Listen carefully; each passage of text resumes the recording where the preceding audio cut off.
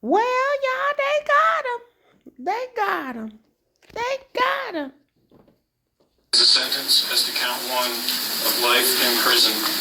As to count 2, 15 years, Florida Department of Corrections. As to count 3, 5 years, Florida Department of Corrections. As to count 4, 15 years, Florida Department of Corrections. As to count 5, 15 years, Florida Department of Corrections. And as to count 6, you were found not guilty. And the court finds that you qualify as a sexual predator, and I'm going to designate you as such.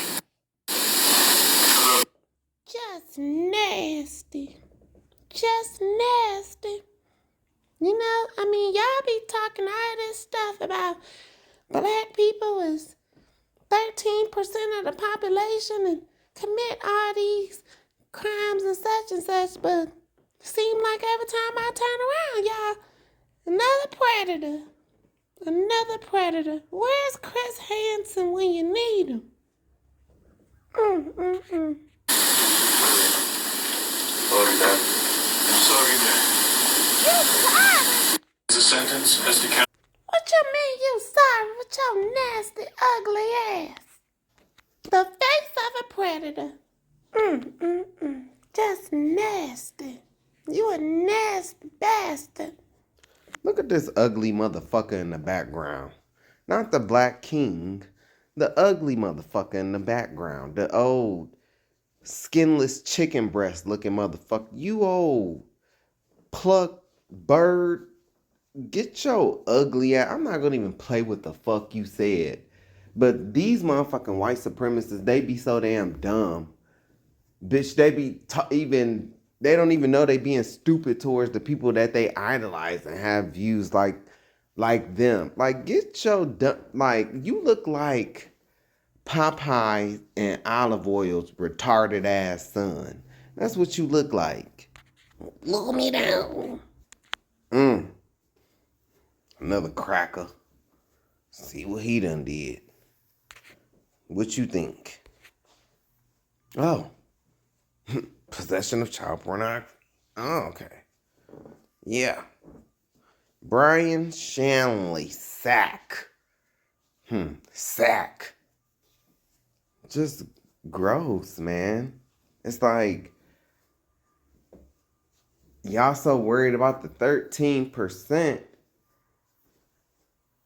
What about what y'all do? What about no kid is safe around y'all? And then this fucking weirdo was a pediatric urologist. Gross. He deserved to have his sack cut off. Bastard. Look, another motherfucker. Toledo man gets 15-year prison sentence for child porn. Look at that haircut. Yeah. One old Nazi. Then when you come to the comments, right? And so then because you know, they'll put stuff like this under our post, but then when we come and we do the same thing, one always got wrong color for that. No, it's the right color. This is what y'all do. No child is safe around y'all. Y'all are some fucking predators. Look. Former Texas teacher guilty of child and bestiality. And you know what? And this fat ass hog, you know, and I'm really mad at her. See, because the people that was sleeping with her, they didn't know that they was sleeping with a cow. So she got all these men in trouble because they've slept with a goddamn cow, an animal. Unknowingly. That's where the bestiality part come in. Because see, she's already the animal. She's already the heifer. And this cracker's still trying to go on. Look up odds of you being dad to your kids. You want to go there. No, bitch. You look up the odds of you being a father and touching on your own child. That's what you need to look up, sir. You want to talk about kids? There are, as of 2022, 546,000 kids missing. And I think it was just under, I think it was like around 170,000 of them were black. The majority of them are white. Keith, with your bitch ass. Where's your kids, sir? Where's your kids? No kid is safe around you cracker motherfuckers. Yeah, I did a video a while back and I talked about this bitch. I talked about this old weirdo piece of face ass. Ugh. Just ugh. Should get his bitch the electric chair. Look, his name is Steven Nowak. And that's Polish. That's Polish. We the people. Them Polish people are the ew-ish people. They come from Poland. They come from Russia. They come from Germany. They come from Ukraine. They come from Khazaria, Georgia. They are the Khazar people. See, he the same people. I'm telling you, it's these people. And then you got your regular white people like Keith. You don't even know. Y'all are the same people. Everyone wants to play the game until black people want to play the game. We're not voting blue no matter who. They have to earn our vote when it came to Kamala Harris and Jasmine Crockett. But now that black people are running that same fucking game saying, we're not voting for James Talarico just because you want a blue candidate in the Senate. We're not doing that. He has to earn our vote. Now all of a sudden nobody wants to play the game. Fucking hypocrisy. It matters if the candidate is pro-Israel. James Talarico voted in the Texas State House to uphold Israel's right to defend itself. But that doesn't matter, right? James Talarico was at AIPAC events. But that doesn't matter, right? James Talarico is funded by a Zionist billionaire that also funded Donald Trump, Miriam Adelson. But that doesn't matter, right? Fucking hypocrisy. He can't elect Jasmine. She's not electable. She can't reach the people that are actually voting in the state. Translates to, she can't pander to the racists that are in this state, so we have to make sure that we uphold the supremacy that reinforces this value. Meanwhile, Kamala Harris accepted an endorsement from Liz Cheney. She wants to pander to the Republicans. How dare she? We can't support her if she does that. Oh, so now their standards have changed. Fucking hypocrisy. Oh my God, Jasmine's running on identity politics. I'm so tired of identity politics. Meanwhile, we have to put James Talarico forward because that's the only way we can get the racist Latino and white voters to come out because they will never support a black woman. So you're running on identity politics. Wow, fucking hypocrisy. And a final note, it's up versus down. That's why his campaign was successful, because that's the message that actually gets out. The reason the message gets out to all of you fucking racists is because that's the only message that negates the harms that are actually levied onto black people and other marginalized groups on the basis of being black or their marginalized identity. So it allows you to completely skip over the deconstruction and the hard conversations and acknowledgement that all of these systems and institutions are created to uphold supremacy, which you guys have done in this entire fucking election, because the main argument was the only way that we could win is if we uphold supremacy for the supremacists. Y'all are fucking hypocrites. So I agree with everything he said. That's why I just, I let Javi cook. But I said on one of my previous videos that y'all still ain't learned y'all lesson. Y'all still haven't learned your lesson. Okay? With this whole James Talarico shit. Y'all still haven't learned your lesson. Okay? When I found out that this motherfucking bastard James Talarico, or whatever the fuck his name is, when I found out that he said this, what I'm going to play next, this would have been all I would have needed to know and hear, that he said some twisted, sick shit that I'm about to play for you. Jasmine would have already had my vote, but I would know right then from when this man said what I'm about to play. I would have known, oh, okay, you the devil. You the devil. But see, it's you Christians, and you Christians, you don't know your scripture. You don't know, and you will sit there and you will be mad at me, but then you will really sit here and you will listen to what some of these people be saying. Let me just play what this motherfucker said. The first two lines of the Bible, Listen to this bullshit. the first two lines in Genesis, use two different Hebrew words to describe God.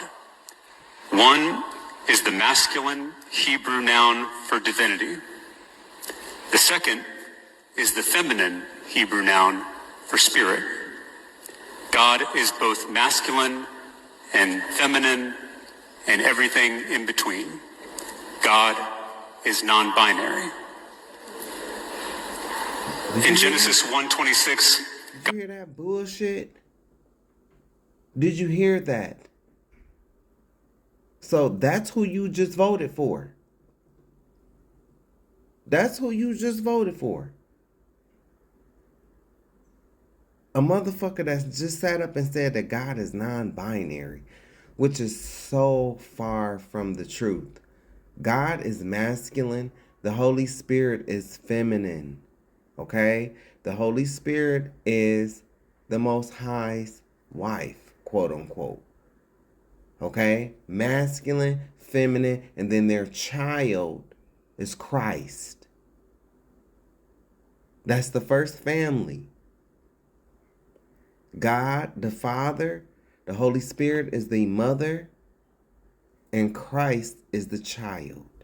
As above, so below. See, y'all don't know what to look for. That's how I know that a lot of y'all come up with these excuses. Oh, she can't relate to the people. Oh, okay. So the people believe that God is non-binary. You believe that? Because if you voted for him, that's what you're saying. Right? Because you saying she couldn't relate to the people, but this one can, who says that God is non-binary.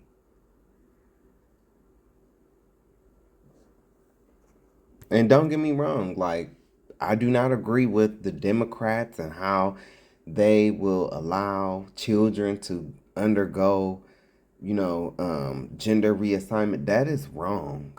That is sick and it's demonic. I don't care what nobody has to say. I don't agree with that. I do not agree with that.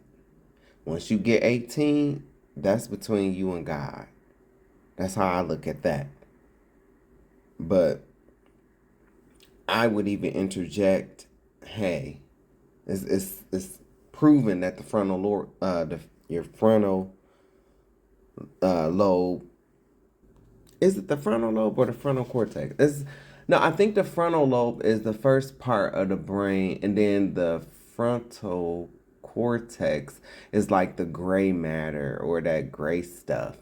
But nonetheless, what I'm saying is, it's already, people be saying that it doesn't close until you are 25, which is, some people say it's 25, but when I was doing my research for the last part of my book, which is I've already put on YouTube, I seen some studies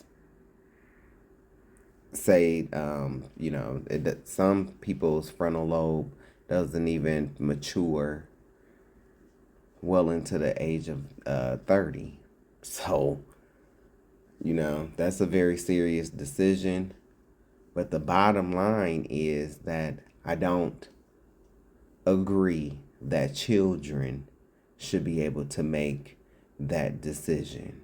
I don't. Or the parents should be able to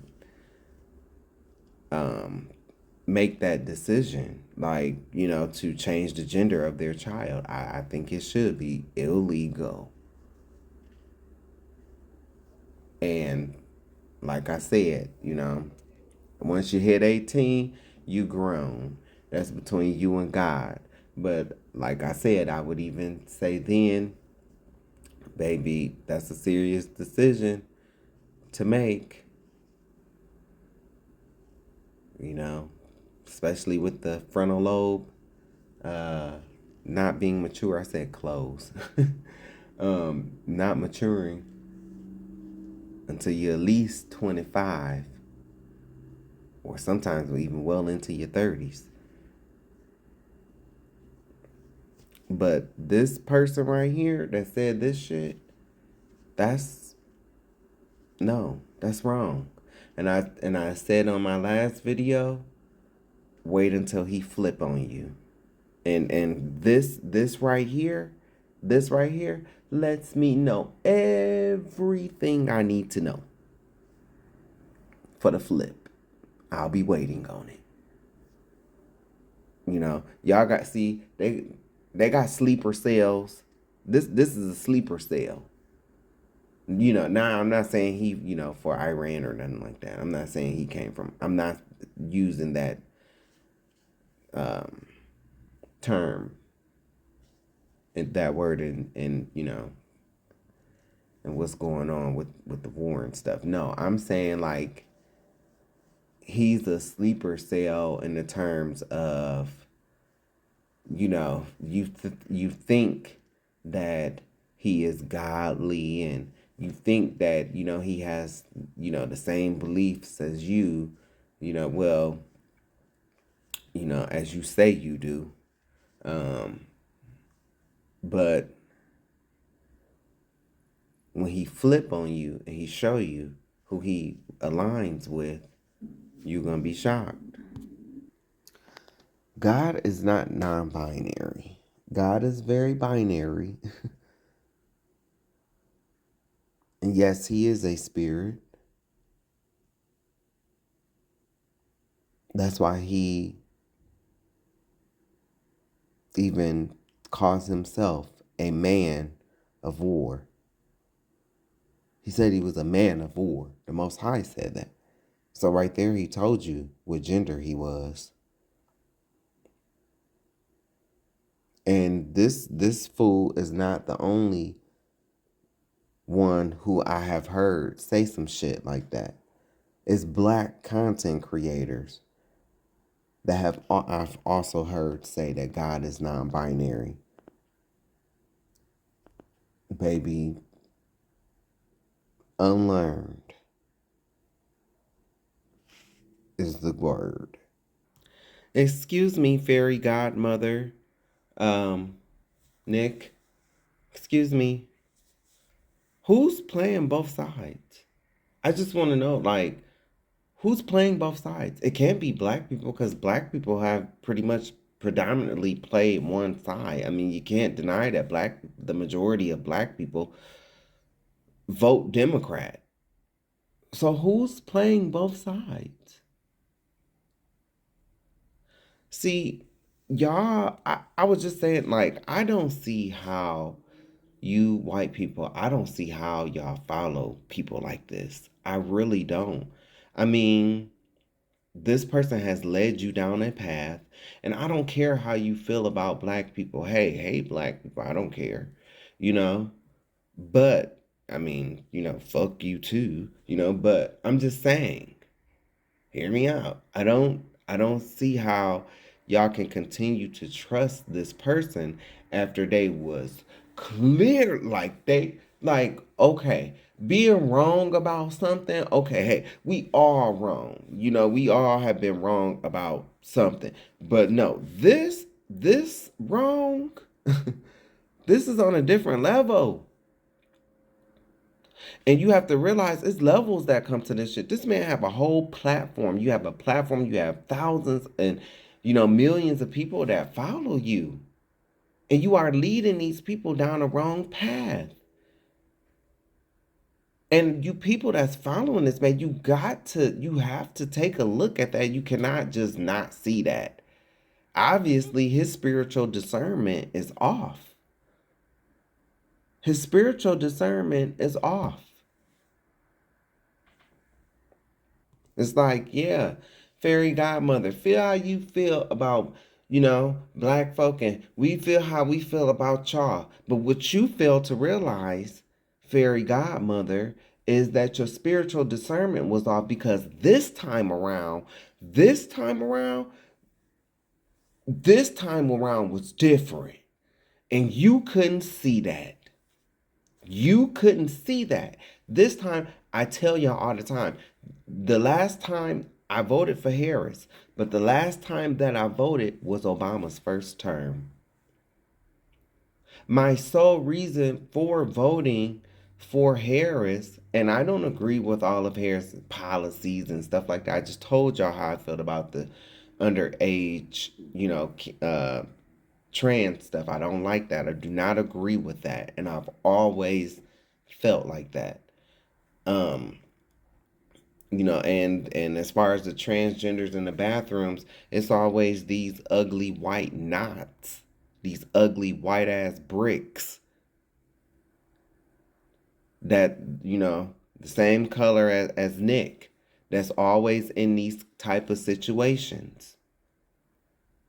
So once again, that's a problem on y'all side, not black folk. The girls, who I call them the girls, they set a standard. They not going to be caught up in no situation like that. And how you see these people with these beards and shaving, and the women's, the black, no. They don't play that. That's why you don't never see them in no situation like that. It's you white bricks that be on that shit. The same people that look like Nick.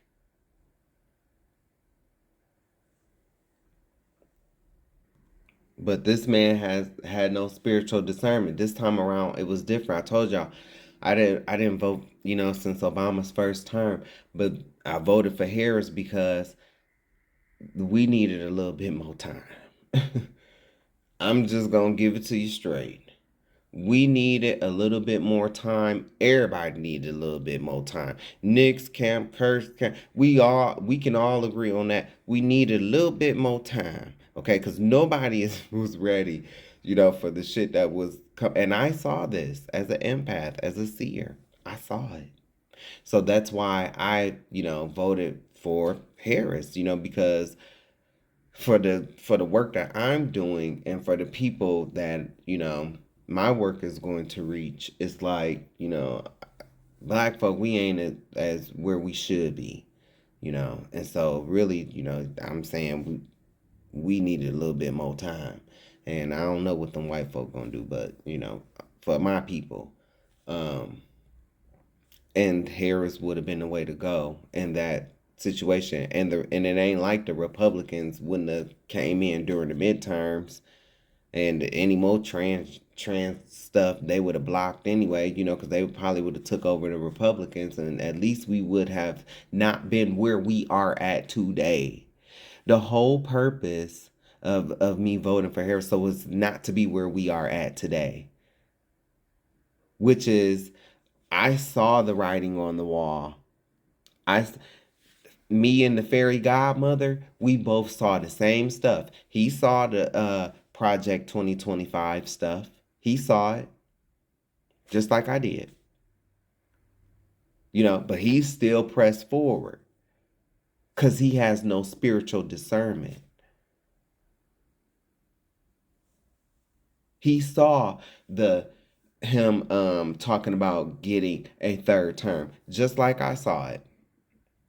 And then we also both saw him lie and try to get away from Project 2025 and the third term as well. We both saw that, but see, he has no spiritual discernment. That's why he believed it, and he backed this man. He couldn't recognize that, this Milkowski, BB Milkowski, been to the White House. You've been here a lot of times. Couldn't recognize that. This man has led y'all astray. Led you down the wrong path. He should not have a platform. You should not have a voice. This proves that, but I could never, one thing that I liked about Nick is the way he talk about those Ewish people. I've also played some of the things that he has said in some of my videos. He was right on the money about that. I guess he just didn't see that, Dump was, this camp had been taken over by, where you think the money is coming from? Where do you think the money is coming from? Like, did you think they were playing? But I want to know, who playing both sides? Black folk voted Democrat. They got Biden, ugly ass. I can't stand Biden. I do not like Biden at all. Not at all. I do not like him. Couldn't stand him. I couldn't vote for that man even if I wanted to. Nope. All I think of is just, teeth and dentures and just spotted white skin. You know how them white folks get them like liver spots on them and them spots on their skin. It just ugh. And white hair, just ill. So I couldn't vote for him even if I, wanted to. But this time I recognize Amessica is coming up on 250 years. We know but who surprised me and who I'm really sad and hurt with. I'm gonna keep it real. Alex Jones.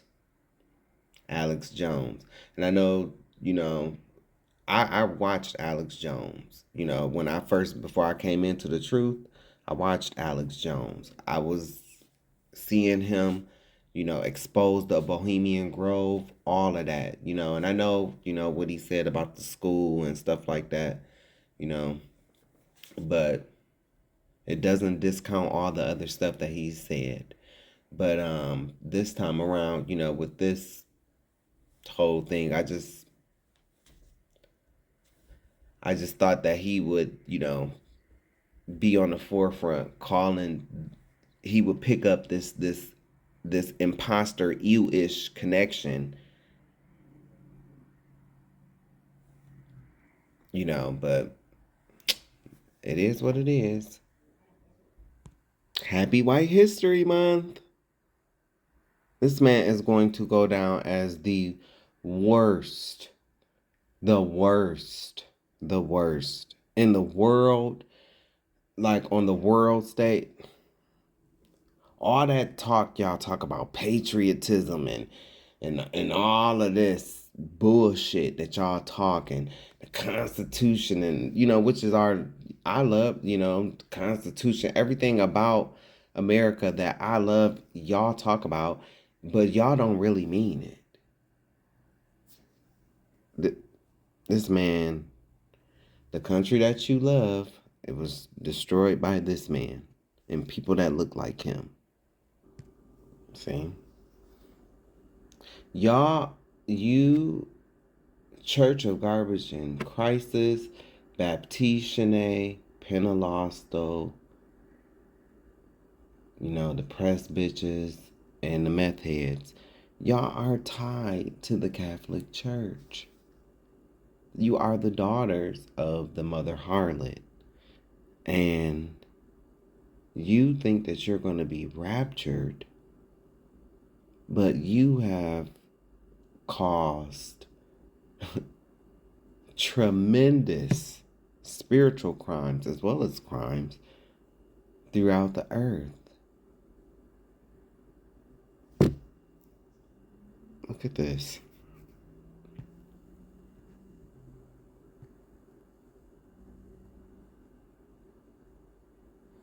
A multi-year investigation by the Rhode Island Attorney General Office has revealed that for decades, the Catholic Diocese of Providence failed to stop widespread child SA by clergy.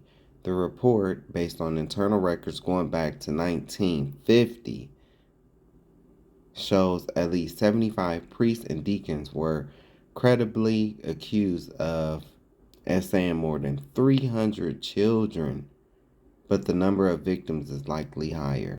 Yeah, see, that's why some of you white boys are so violent. Because you really been molested.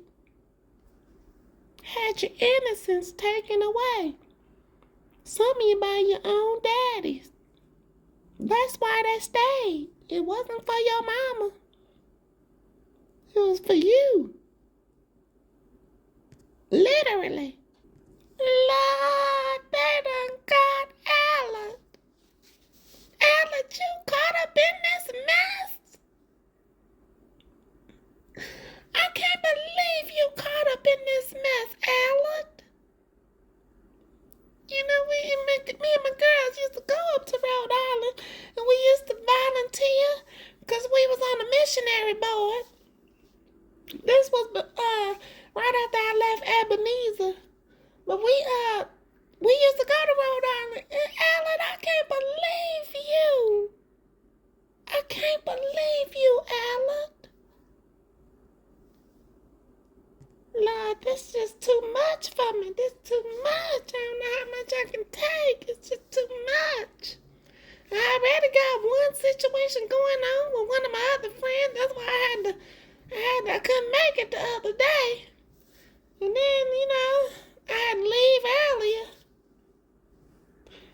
It's just too much for me, Lord. That's why we stopped hanging around them Catholics. Because, they evil. Yes, Auntie, I know. It's horrible. This is so horrible, and this has been going on for some time now, and it's not, and then you see stuff like this, but it's like, how many of these type of situations have gone, unidentified, You sure right, nephew, because it's in the nature. It's in the nature. It's in the nature to be this way, because that's how they was in the caves. I told you they come from them caves now. Cave beast. See, this just burns me up. This burns me up. And I'm going to tell you why. Because, see, you ugly, white, long-faced, wet dog smelling ass hussies.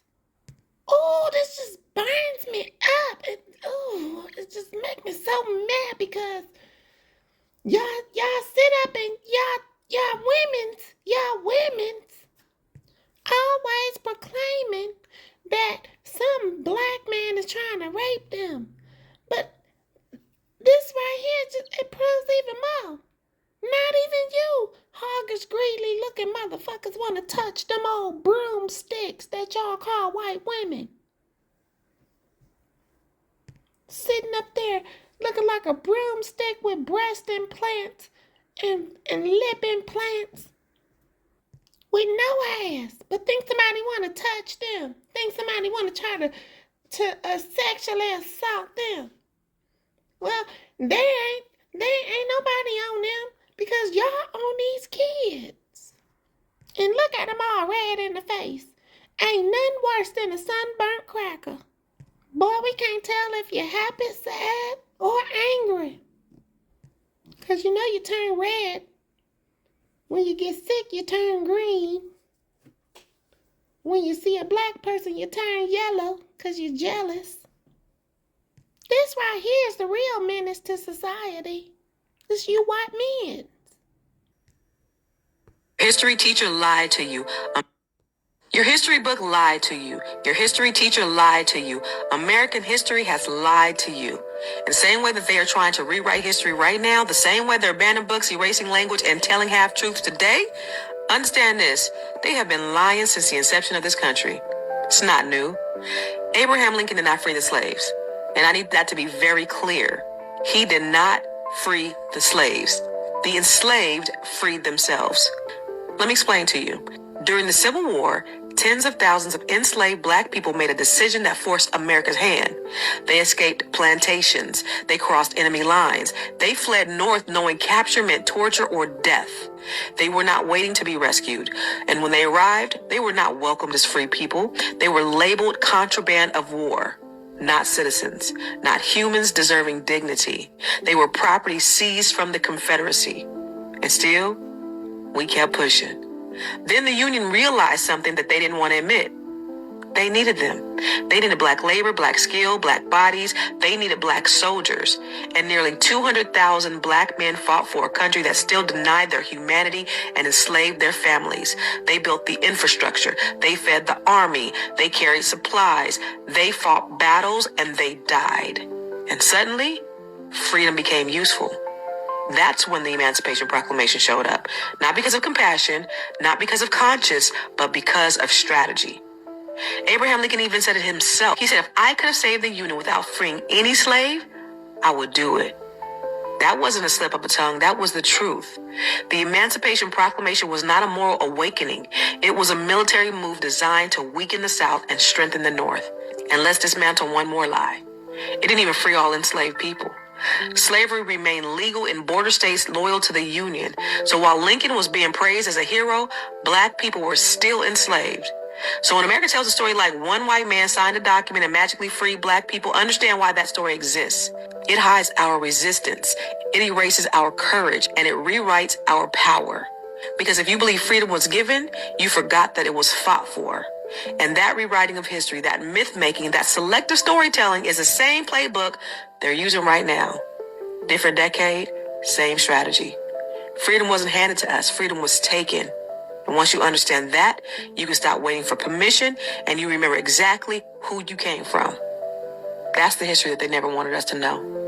Now drop a black fist in the comments and share this with someone who needs to hear this Black History gem. What kind of man would risk his life just to understand what it means to be black in America? Not read about it, not debate it, but actually live it. In 1959, a white journalist named John Howard Griffin made a decision that most people would never make. He darkened his skin medically and traveled through the Deep South as a black man. Not for a moment, not for a headline, for 6 weeks. And the moment he crossed that line, everything changed. He went from privilege to persecution. Doors that once opened for him were now closed. Basic services were denied. He was watched, followed, and treated like a threat. He couldn't use restrooms, sit in restaurants, or drink from the same water fountains. And the same people who once spoke to him in kindness now met him with hostility. He said something that shook people. I've become a nobody. Pause. Let that sink in.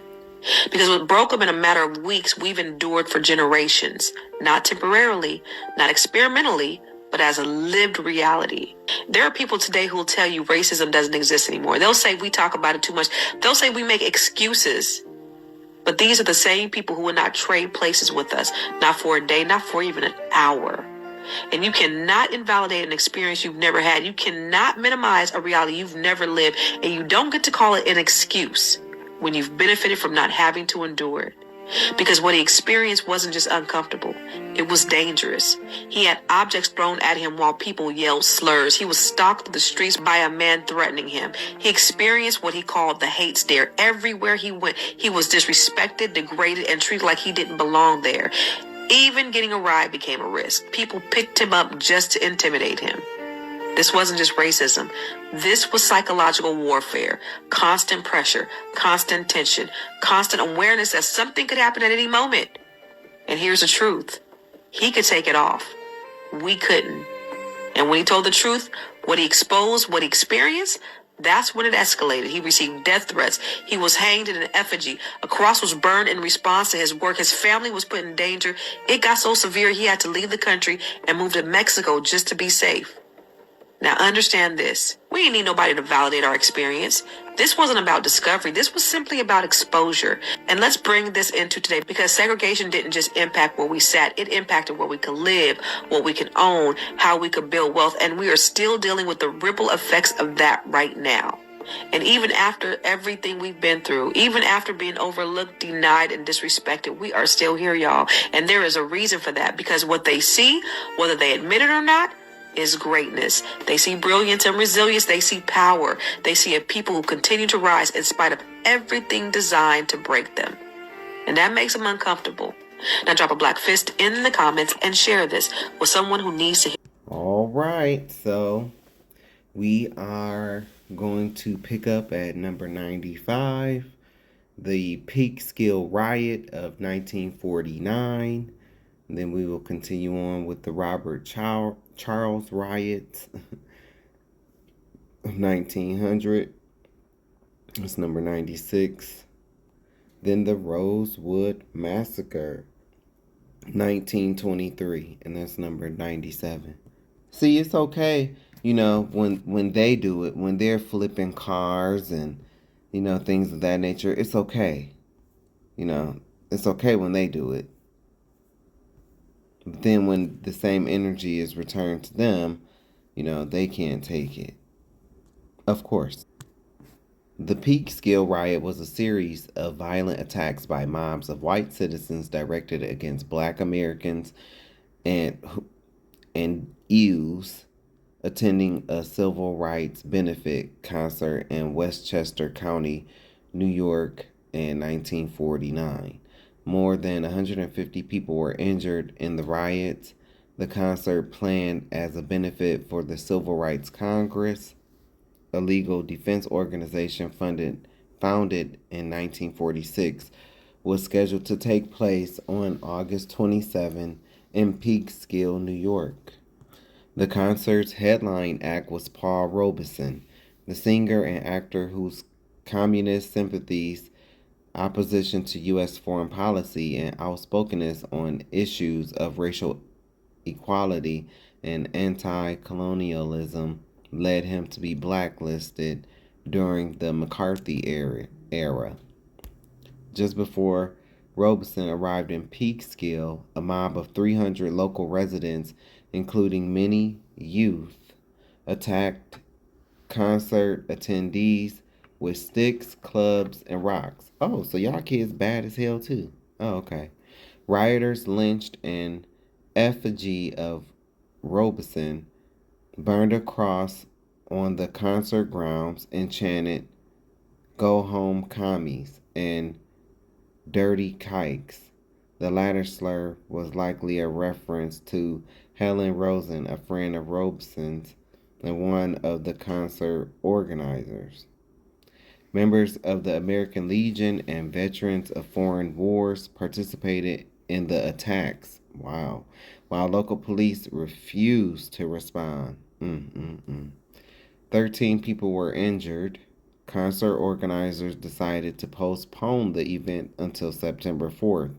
In the interim, local labor unions, including the Longshoremen and United Electrical Workers, agreed to provide security for the rescheduled concert.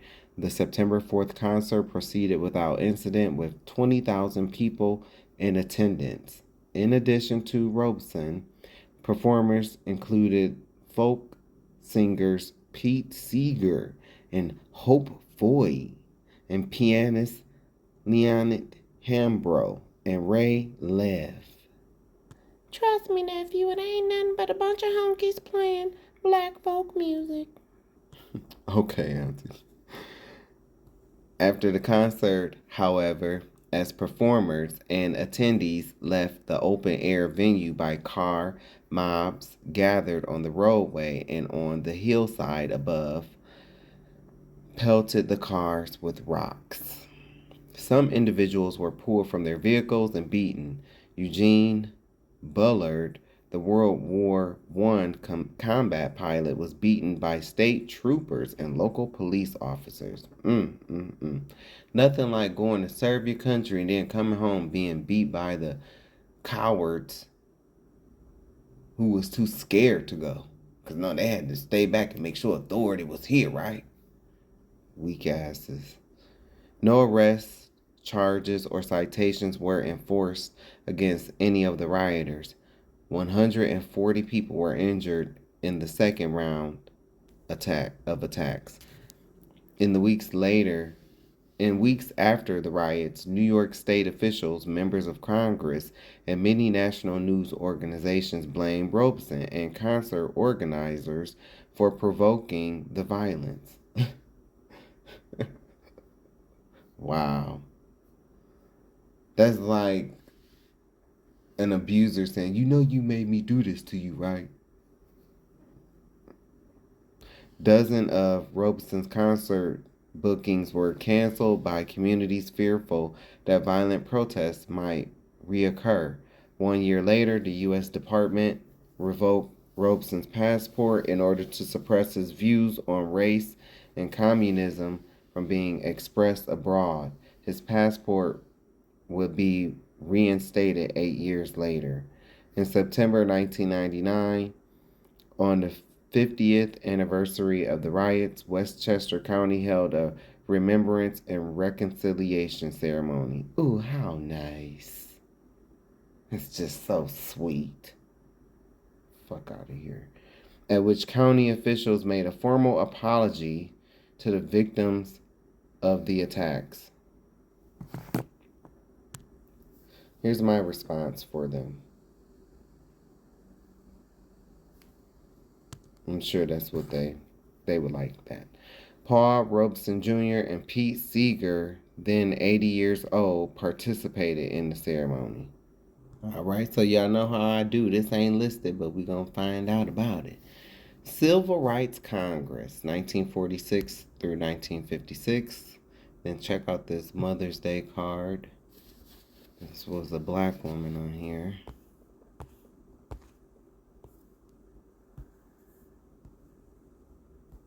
Miss Rosalie Ingram.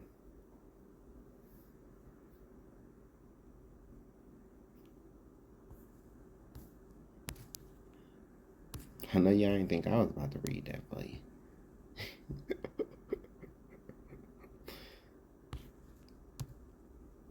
Pause the video and read it yourself. I'm reading all this for you. Lord, just lazy. Just lazy. Founded in Detroit, Michigan in 1946, the Civil Rights Congress, CRC, arose out of the merger of three groups with ties to the Communist Party USA, the International Labor Defense, ILD, the National Negro Congress, and the National Federation for Constitutional Liberties. And I can read while you're snickering and making your comments. Embodying the spirit and tactics of all three of its predecessors, the CRC concentrated on legal defense and mass political action on behalf of victims of legal frame-ups. It briefly became a major force in post-World War II battles for civil rights for Black Americans and civil liberties for white and Black labor movement radicals, before becoming a victim of Cold War anti-communism and government repression. Former ILD Secretary William Patterson led the group throughout its existence. Major civil rights Congress campaigns on behalf of Black defendants included the cases of Willie McGee, the Martinsville 7, the Trenton 6, and Rosalie Graham. The CRC was also instrumental in publicizing the lynching of Emmett Till and pressing authorities for prosecution of his murders. CRC campaigns helped pioneer many of the tactics that civil rights movement's activists would employ in the late 1950s and 60s. Beyond this, the CRC was among the first organizations to expose American racism, white American racism in the international arena and to connect, I said white, American racism in the international arena and to connect it to the United States Cold War foreign policy in the decolonizing world. In 1951, these efforts climaxed when William Patterson presented his landmark study, We Charge Genocide, to the General Assembly of the United Nations. Civil Rights Congress read cases centered largely on victims of various legislative efforts to suppress suspected members of the Communist Party, such as the Smith Act, the McCarran Act, the House Un-American Activities Committee. Throughout its campaigns, the CRC often clashed with mainstream civil rights and civil liberties groups like the National Association for the Advancement of Colored People, the NAACP, and the American Civil Liberties Union, ACLU. The CRC also battled internally over the issue of prioritizing black versus red cases and endured charges of sectarianism on the left for its perceived unwillingness to defend accused Trotskyites, whatever the hell that word is. By the mid-1950s, the CRC was increasingly forced to defend its own members and affiliates against government prosecution. The financial strain of these efforts ultimately brought about the organization's dissolution in 1956. Wait a minute, nephew. Is that Robert? That's Robert Charles. They didn't tell me they got Robert. They didn't tell me they got Robert. It's just too much on me. Ain't nobody told me nothing. No, Robert. They got Robert, Lord. They got Robert. They got Robert, Lord. Oh, they got Robert. He was a good man. He was a good man, Savannah. He was a good man. Ain't nobody told me nothing. Whatever they gonna say about Robert, they lying, because Robert was a good God-fearing man, and he ain't bother nobody. But if you bother him, he'll put you to you. He'll put you to you now. Now, he will put you to you. So, I knows that they had to be bothering Robert Charles. No, Lord, not Robert Charles. I just seen him a little bit ago, I thought. Auntie, you just seen him? This happened all the way back in 1900. Yeah, that's what I know. See, because we grew up together. We came up together. And see, I just, oh my God, they got Robert Charles, Lord. Oh, okay. Well, you know what? We just gonna go on. All right. So this is the Robert Charles riots of 1900s. The Robert Charles riots began when whites in New Orleans, Louisiana, became infuriated after Robert Charles, a black American, shot several white police officers on July 23rd, 1900. Well, hats off to you, my man. A manhunt for Charles began after he fled and after an altercation with New Orleans police officers. The race riot lasted over 4 days and claimed 28 casualties, including Charles. Robert Charles came to New Orleans from Mississippi and was self-educated, articulate activist. And was a self-educated, articulate activist. He believed in self-defense for the black American community and encouraged black Americans in the United States to move to Liberia to escape racial discrimination. On the night of July 23rd, 1900, 3 white police officers, Sergeant Jules C. Osion, Cracker Coward Power, Joseph D. Cantrell, who reports said he looked like the first Neanderthal. And August T. Mora, who they first thought was a transgender woman. And so that's why they used to drag him by his hair on his back in them caves, because they thought he was a woman at first. Then they found out that, he was actually a man. Anyway, they found Charles and his roommate, Leonard Pierce, sitting on a porch in a predominantly white neighborhood. After some police harassment, Charles and Mora drew their guns and exchanged shots. Although neither was killed, Charles fled to his residence for refuge. Later in the evening, the police interrogated Pierce to determine the location of Charles's home. When a policeman arrived at his house, Charles fired his rifle in their direction, killing 2 officers, including the chief of devils, Captain Day, who was said to look like the original pale-faced demon-ass devil.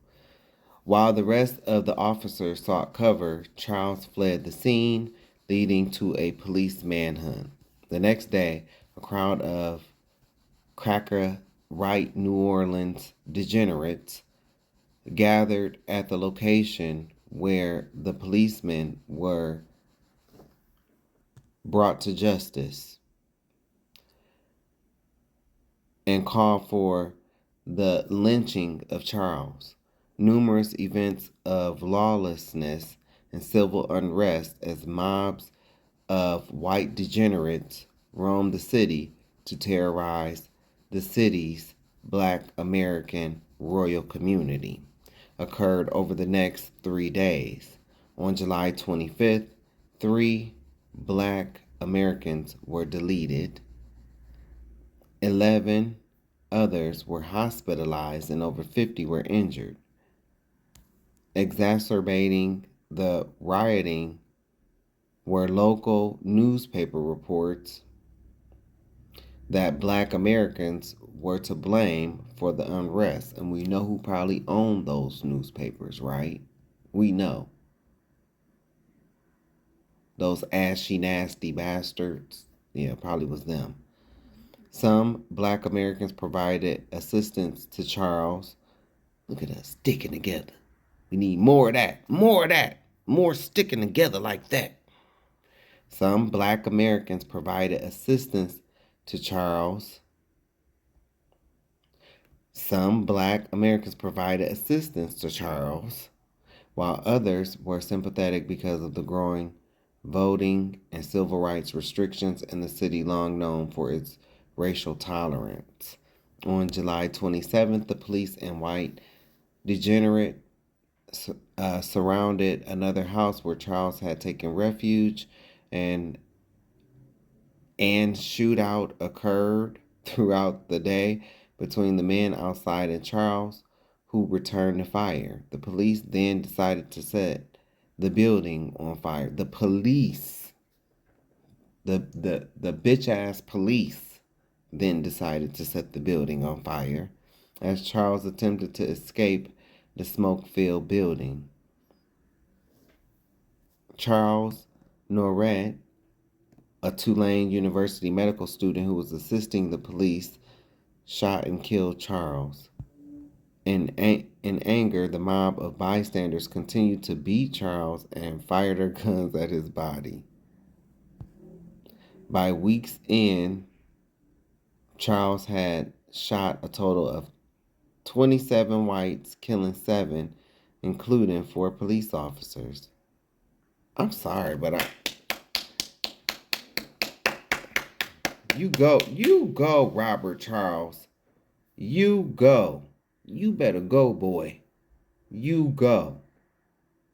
Okay?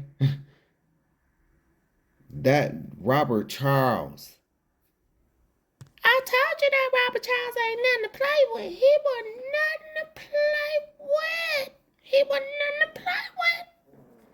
He'll beat your ass. And shoot you too. Ladies, I'm going to put it to you like this. They don't make men like Robert Charles no more. You get into a relationship with a Robert Charles type of man, and you get into it with him, and you tell him you gonna call 911, and he call him for you. That was Robert Charles. And I really miss my homies, even though you're gone away. Robert Charles, I know you're in a better place. Watch out for me, boy. Okay, Auntie. You so silly. The rioting ended when New Orleans Mayor Paul Capdeville deputized 1,500 special police and asked for assistance from the state militia. All right, so we moving on to the Rosewood Massacre, 1923. And let's look at this.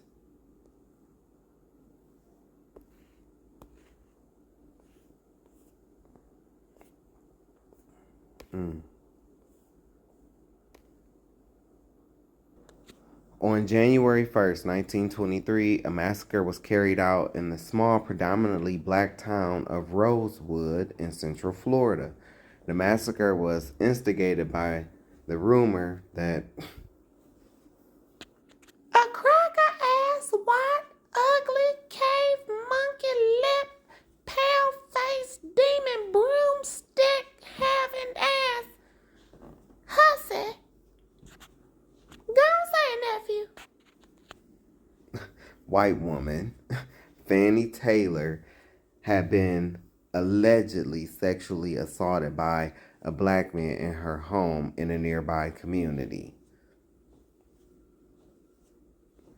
A group of white men, believing this rapist to be a recently escaped convict named Jesse Hunter, who was hiding in Rosewood, assembled to capture this man. Prior to this event, a series of incidents had stirred racial tensions within Rosewood, the real reason why they gathered and assembled to do this. That's the real reason.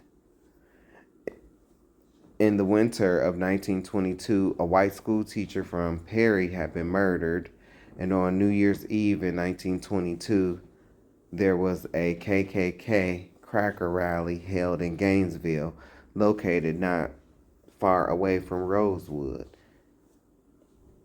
In response to the allegation by Taylor, white men began to search for Jesse Hunter along with Aaron Carrier and Sam Carter, who were believed to be accomplices. Carrier was captured and incarcerated while Carter was lynched.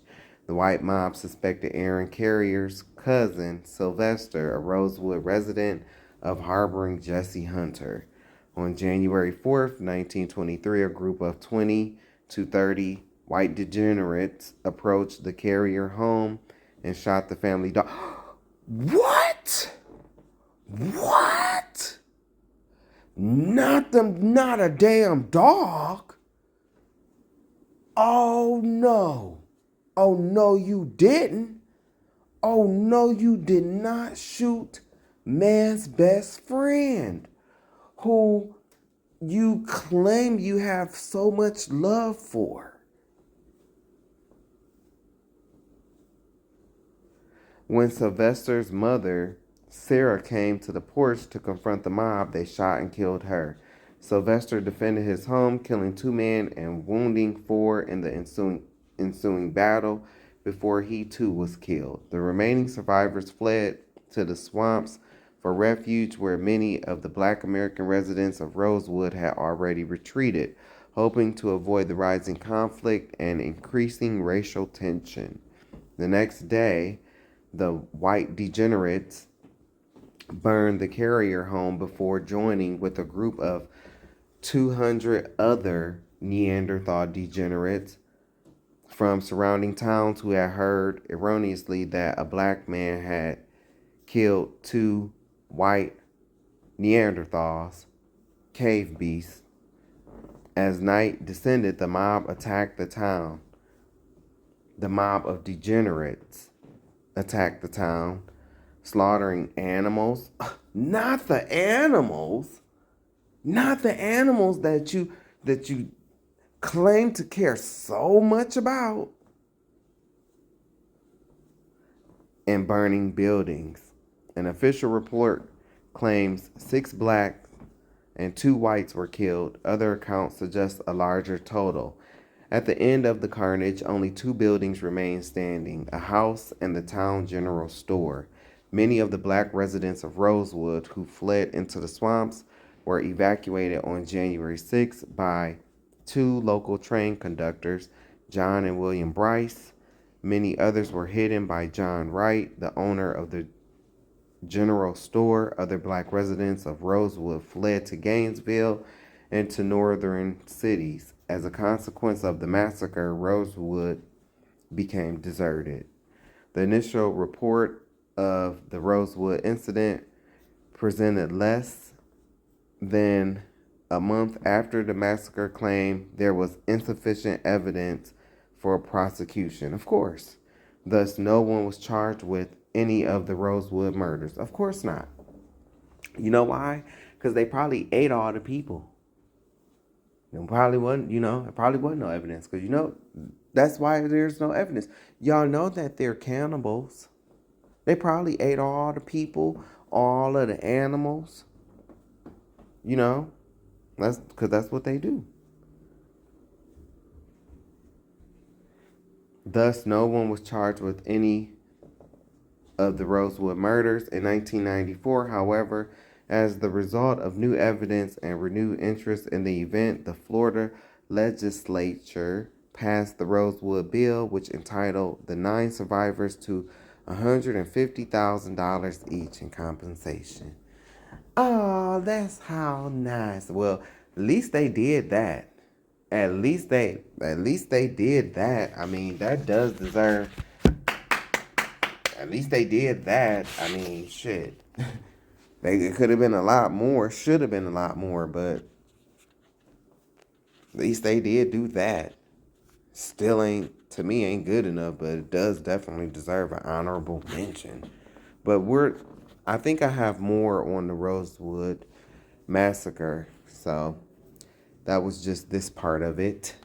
And like I said, and I'm gonna say this right now, to the cracker that's gonna sit up and say, "Oh, you have Rosewood on here twice." Do you not see the story I just read? Do you not see the story? Do you not see what I just read?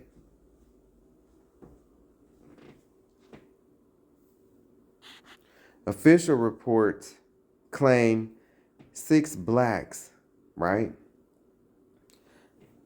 But we know that it was more than that. I mean, common sense tell you that it was more than that. So each one of them victims, I should have this massacre on here. For each one of them victims.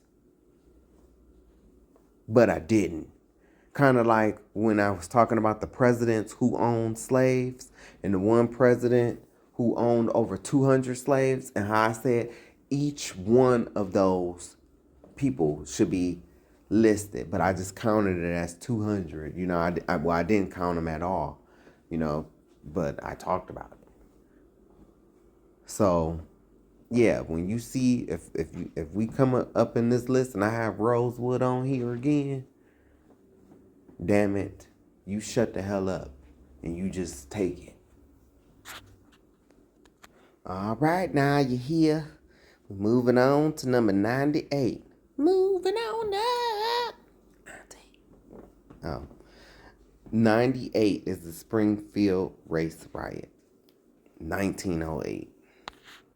See, it's because of stuff like this. I remember this when this happened. It's because of stuff like this. That's why we don't care, when we hear stories about, like later on, most recently we heard a story about, I guess, a black boy in self-defense stabbed up a white boy. They were both kids. That's why we don't care, because of, stuff like this. All right, so picking up at the Springfield Race Riot, 1908.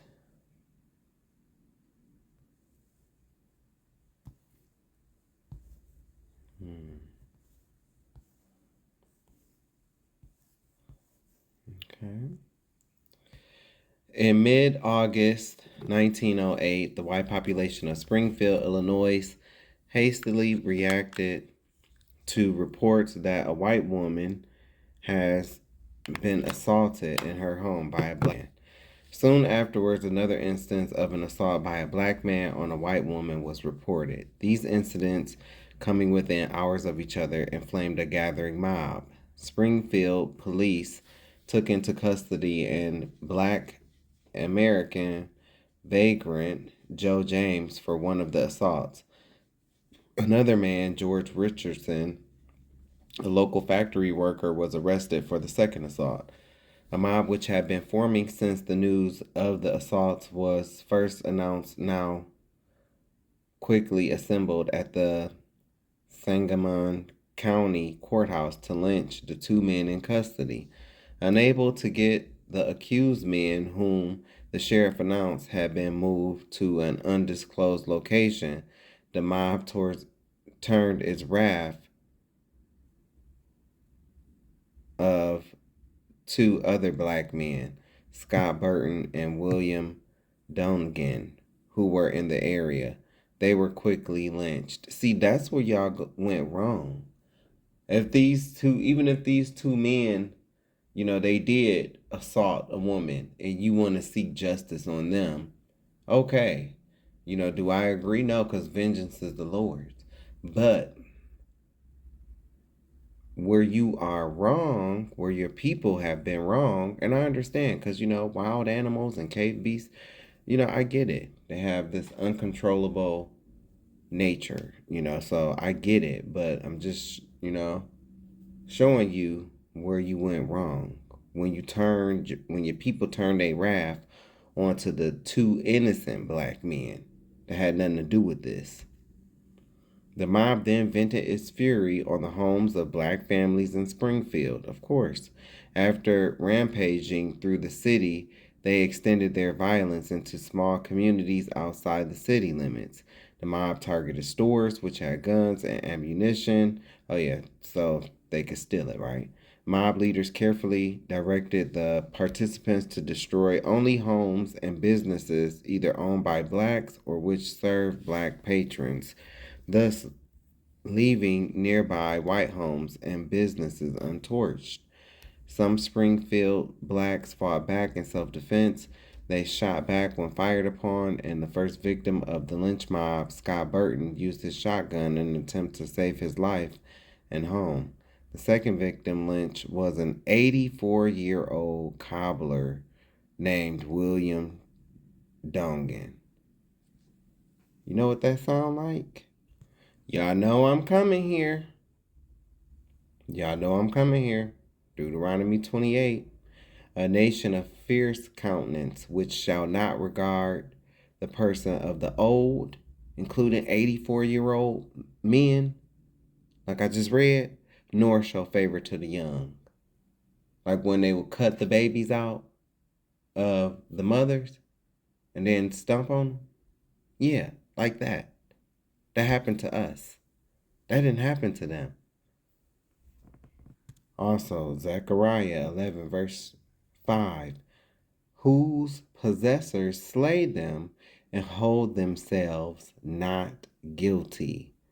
And they that sell them say, who was sold? Who sold who? Blessed be the Lord, for I am rich, and their own shepherds pity them not. What a bunch of cowards to do that to a 84-year-old man. What a bunch of cowards. Your people have always, but see, cave beasts are like wild animals. They have no sense of morality. When the carnage,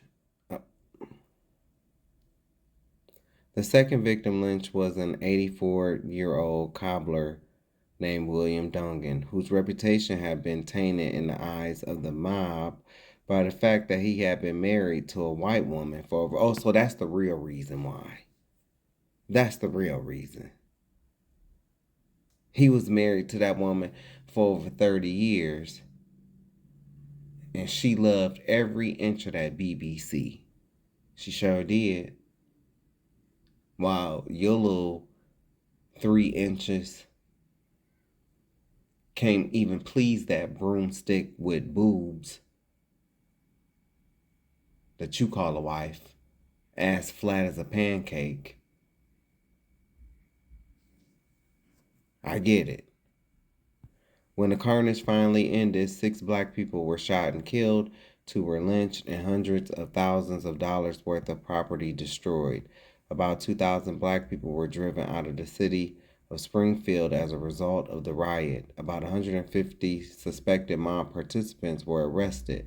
Threats from other mob participants restrained people from testifying against those suspected of the violence. Later, it was revealed that George Richardson, who was initially charged with the assault, had been wrongly identified, and the indictment was dismissed. Yeah, of course. I want all you white women, you cracker cave monkey lip. That's why you go get lip injections to have natural full lips like black queens with your anorexic minds and your bulimic thoughts, which is why you hate yourself and go to the lengths that you go to change your skin color by laying your pale asses out into the sun to bake so you can quote unquote acquire a glow that our women naturally have. But in reality, all you acquire is sunburnt melanoma skin, which is normally sniffed out and found by those canines that you guys be fucking on, which is another reason why you smell like wet dog. With the first reason being because you don't bathe, and when you do bathe, you're sharing your bath water, and you're pissing in the water, and even shitting in the water, and y'all sharing it. That's how nasty you motherfuckers are. I just want to shout you out, because throughout history, you bitches have done shit like this. Now, this bitch done got her ass whooped by her own man. Look, mother knew. To all my people, don't act like you don't know this look. Don't act like you do not know this look. I know my granny done looked at me like this a few times.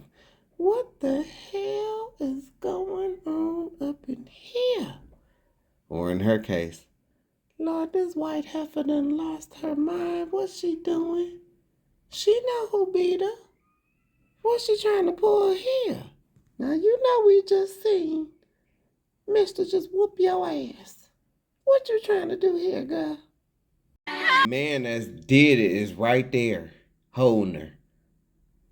Y'all are some evil ass people. Evil.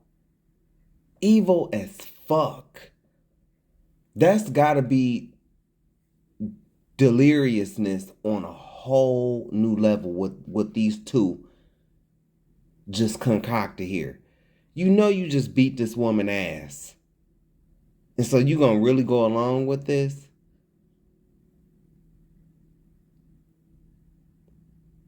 Y'all can keep your 13% and the you do this many crimes. Y'all are evil as fuck. Evil. That's how you know. That's why only a very, very, very, very, very small remnant of people out of y'all people is going to make it. The majority of y'all is going to hell. I would say about 97% of white people are going to hell. They're going to be there. I forgot to play this during when I was talking about Rosewood, but hey, it's never too late to show y'all the shit that y'all did. And then look, the child is on the end. This is what y'all have passed down to y'all kids, how to lie. Just disgusting. Sorry. Remembering back on this movie, this man did not beat her, the one that's holding her, but he knew she was lying though. He did not beat her. I'm sorry, you know, y'all say we all look alike. Well, y'all look alike to us. So, and the clothing was similar. So, you know. How about this? His ass right here, his ass, he fit the description of the suspect, bitch. Take that. We known each a long time. What you think about this? Why would he say? That's why why would he say we known each other a long time? Because he knows she lying. He knows she lying.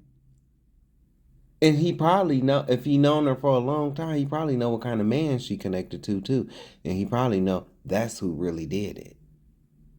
Because where's he at? Zealous, tell me the truth. Was it truly our color that told this to you? Alice. Sure, darling, that is all I'm saying. Yes, he was colored. Was it? Tell me the truth. Why would he have to tell her that if he didn't think she was lying? Because he knew she was lying.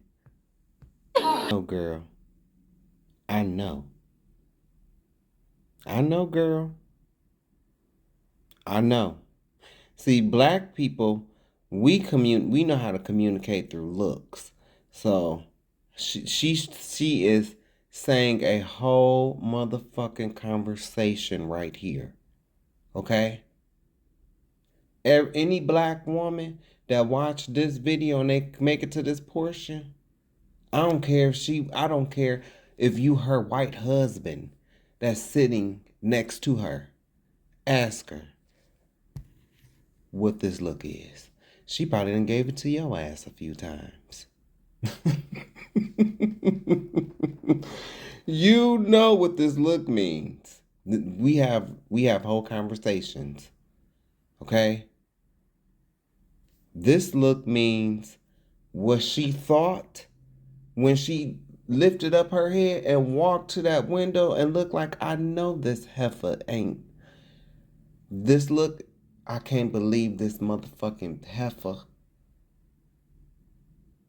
Well, they ain't talk like that, so she wouldn't have said motherfucker. But I can't believe this heifer just really sat up here and lied. And the cracker that's done came and carried her in the house was the same one who beat her. Now you imagine, this is real. This really happened. This really happened. Imagine being in this position where you saw that white woman was getting her ass whooped. And then she goes out and lie. And it's like you want to feel sympathy. This is why I no longer feel sympathy for white women. Because of this. Because of shit like this. And it's still happening today. It's still happening. Fuck you white hoes that act like that. And fuck you white hoes that will sit and remain silent and won't say nothing that what just happened here was wrong. Okay, her name was Sarah. And so yeah, we're gonna watch this. I know this is a movie, and it's not my content, but fair use. And I'm claiming this as fair use. It's not my content, but I just finished talking about the Rosewood Massacre. So, yeah. See, because you white hoes, you'll be mad at me, but you need to understand what your white lies caused. what your white lies caused. You talk this sisterhood and womanhood shit, but many of your white lies caused other women to get deleted. That's how I know. Y'all full of shit. You don't care about Renee Good. You don't even care about yourself with your anorexic, bulimic ass. Most of you. To do that right there, to do that, that black woman possess a strength you white bitches will never know. Not even through your weak ass cowardly men.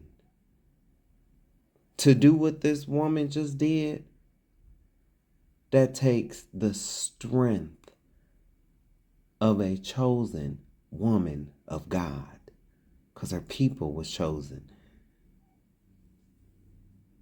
are chosen. You will never have the strength of a black queen like this. You know what's sad? I bet it happened exactly like that. And I'm talking about the shot. It's not until that shot rings off and it causes that damage, that's when the devil's spell wears off of y'all ass and you realize what you just done. She was a midwife, as she said, to these, and I know that this is a movie, but baby, this is how it really went down. This is how it really went down.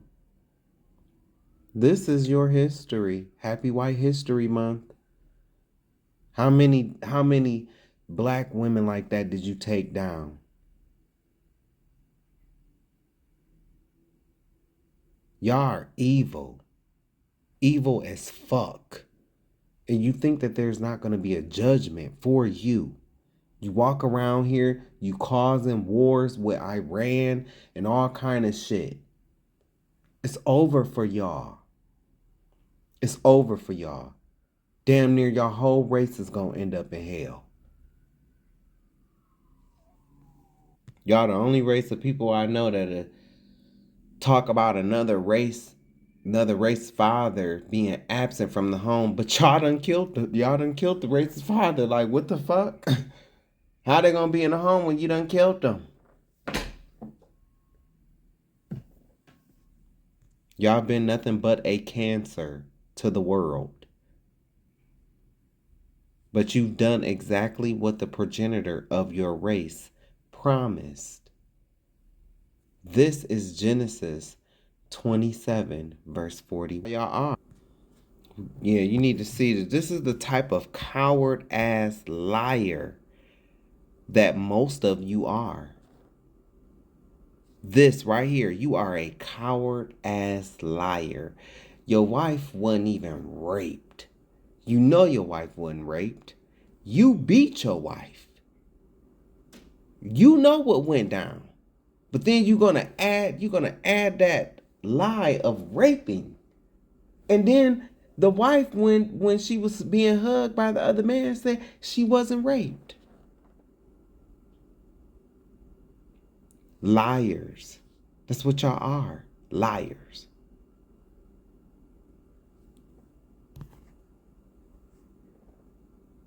As cowards, you wanted the man hung so bad, but then as soon as he was hung, now you gotta walk away because you can't. What a fucking bunch of cowards, man. And yes, I understand that this is a movie, but this is how y'all really act. This is how y'all acted. This is your ancestors. This is important for you to see so you can know why the majority of your people are going to burn in hell. Wow. So that little giggle amongst the boys, that little giggle amongst these fucking cave monkey pale faced demon ass bastards, that lets me know right there. Oh, so y'all was all fucking her. Mind blown. But this came out a while ago. This came out in '97. I was double digits, but I wasn't even a teenager then. So now that I'm grown, I'm going back to do that. I know what that little giggle mean. Oh, I know what that little giggle mean. That's fucked up. So y'all knew this and y'all still proceeded with doing that. And you people think y'all getting into heaven. That's the crazy part. And guess what? It's gonna be some dumbass cracker out. Well, I didn't have anything to do with that. I didn't do that. Bitch, you have the same attitude as all these crackers that's right here. You have the same spirit. You have the same attitude. You're going to hell.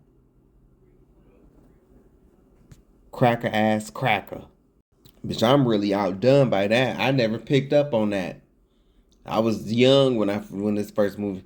Yeah, that little giggle. Oh, that told me everything I need to know about Miss Fanny. What do you think he meant by what choice does he got? If he don't do nothing, then that mob put him in that black man's position. Even with all the facts, even with knowing that this person is alive, they still chose to do what they did. You want to know why? Because it's spiritual. It's spiritual. These two are Esau. Esau made a promise. Genesis 27:41. Okay? Now, us being the children of Israel, being Jacob, being, the tribe of Judah, the 12 tribes, we have never kept our end of the covenant. We have never kept our end of the bargain. We have never kept up our end of the deal that was made with us, with Moses, as the liaison between our ancestors and the Most High. And as a result of that, we've had many captivities. Many captivities. Because we've never kept up our end. You see, for instance, King Solomon. What happened with him? What did he do? Eventually, he went off. 700 wives, Solomonic magic. Yeah, he went off. It's always been like that. We've never kept up our end of the deal. And so that is why we've always been hard-headed. It's clear times in the Bible where the Most High will tell us, get rid of these people out of the land. If you don't, there will be a thorn in your side. What happens? Oh, we go mate with them. We want to go party with them. And what happens? It's still happening to this day. Still. It's still happening to this day. On the last video, I talked about the Paula Deen situation and Dora. Still happening today with Unc and tenderness. Even though Unc bounced back on his feet, and I'm good. Like, yes, I'm proud of him that he has, you know what I'm saying. But I'm saying this is still happening. Yes, I'm proud that he's doing okay. But this is still happening.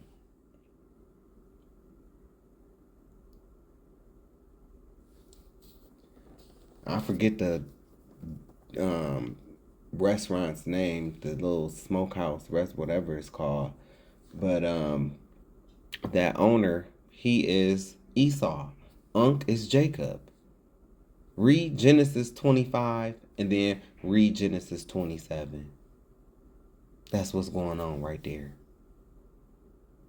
And they've had a plan that they've been following out. They've hit us on every front. And they did not do this by themselves. You need to read Psalms 83. all the nations came against us.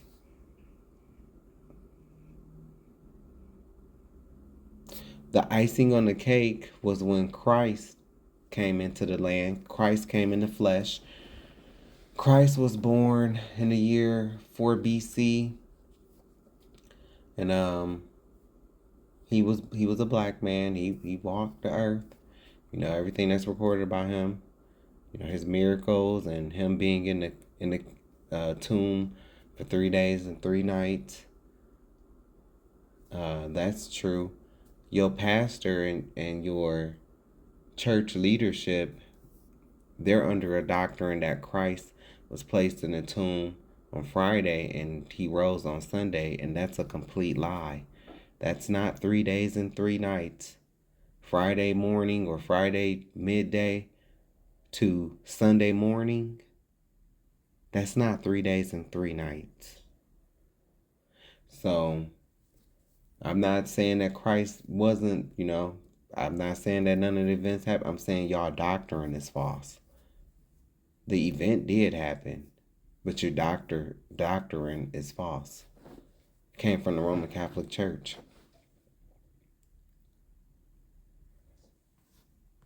But anyway, see, black folk, this is why they don't want you to know. And who is the they? The elite. The elite that look like these people, the elite, talking about the fake imposter, like the royals, the Illuminati bloodlines, the elite, the people that's right above people like Dump. Because Dump is not an elite. He's a puppet for the elite. Well, they come from Esau. And when Christ came in the flesh, y'all know the story about Barabbas. Those was our ancestors out there, y'all. Black folk, them was our ancestors out there that said, give us Barabbas. See how you've learned it from a Christian influence. But I'm gonna put it to you like this. In every family, right? Every black family. I don't care where you at. I don't care if you from Inglewood, Compton. I don't care if you up there in Seattle, Tacoma. I don't care if you in the Midwest, in Chicago. Or I don't care if you in the South, in Houston, or, New Orleans, or Florida, or Atlanta, or the Carolinas, or Washington, D.C., or New York, or Philly. I don't care. Black family is black family. And we know, right? I'm not saying that all black families are like thieves and stuff like that. I'm not saying, but even if you got a good family, you come from a good family, I'm sure you know a bad black family, whole family full of thieves, whole family. Well, every now and then, in that family full of thieves will come one to the family that's not like that. They just different. They not, and they don't fit in with their family. They really don't fit in because, they don't want to be a thief. They want better for themselves. It's just something about them that, they're the generational curse breaker. That's what Christ was.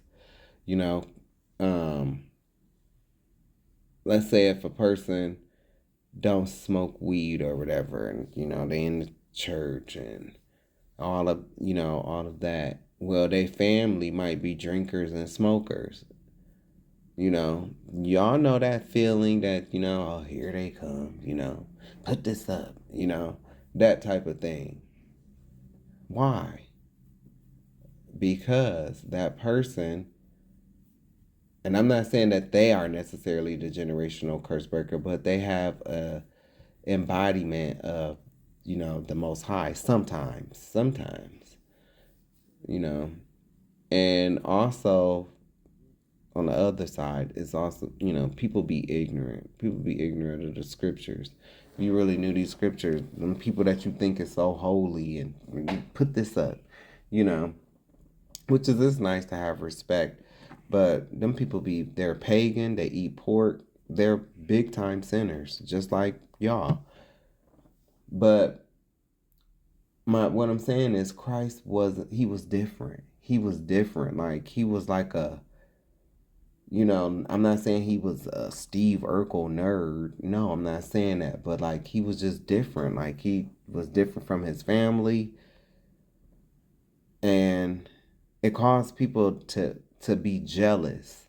It caused people to be jealous, and that's what that was. And when they had the day to release the prisoner, our people chose Barabbas. Just like how many of these rap artists have our people chose, and these people are not role models.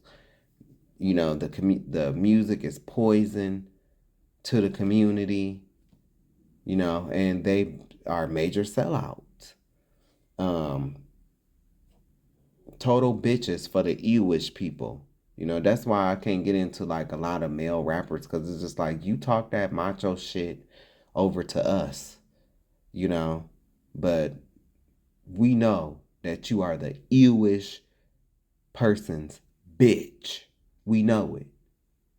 You talk that macho shit over here to us and play your role like you this and you that to us, but you really a bitch for these ewish music executives that control you, control what you do.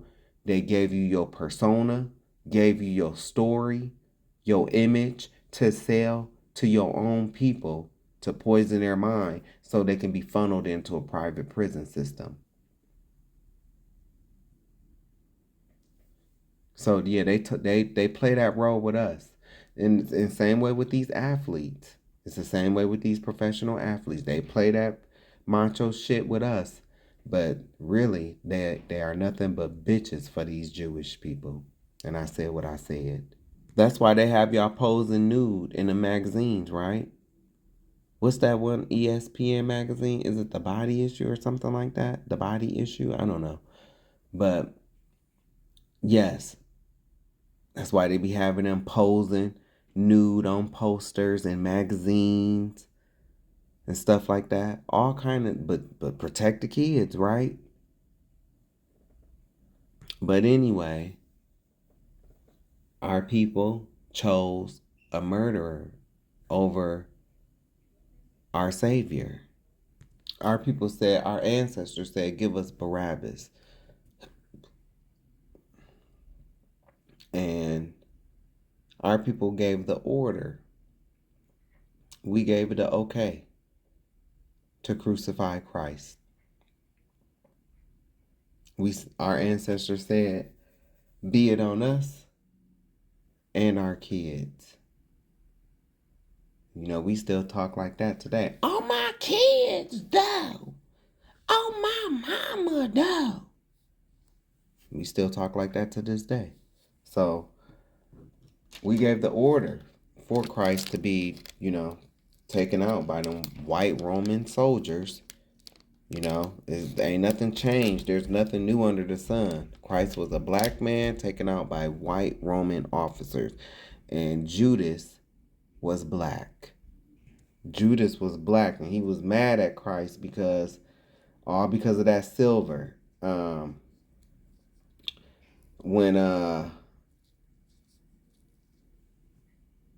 Judas was petty. But yes, so there was some oil that was given to them, right? And the oil was very valuable. Like the oil, they could have got like, I don't know, they could have got a pretty nice chunk of money,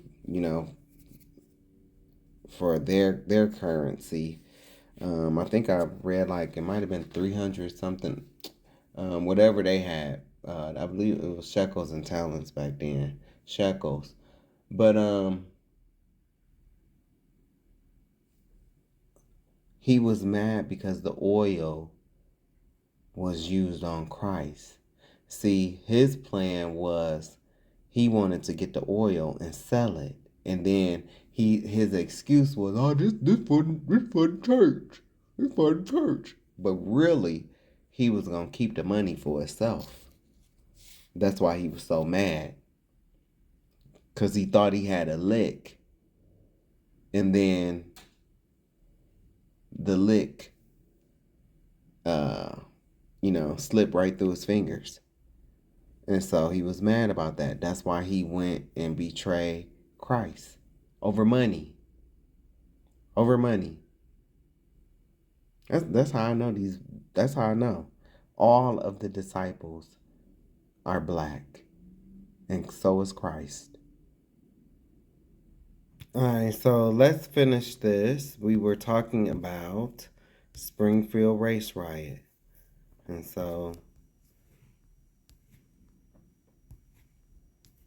I'll start. About 150 suspected mob participants were arrested. Threats from other mob participants restrained people from testifying against those suspected of the violence. Later, it was revealed that George Richardson, who was initially charged with assault, had been wrongly identified, and the indictment was dismissed. The Springfield riot made the capital of Illinois and the home of Abraham Lincoln the center of national attention, especially since this was the first race riot in the North in over half a century. Perhaps the most lasting consequence of the riot was its impetus in getting white reformers such as Jane Addams and black civil rights activists such as Webb Du Bois to create the National Association of the NAACP. 1 year later, following an interracial conference in upstate New York.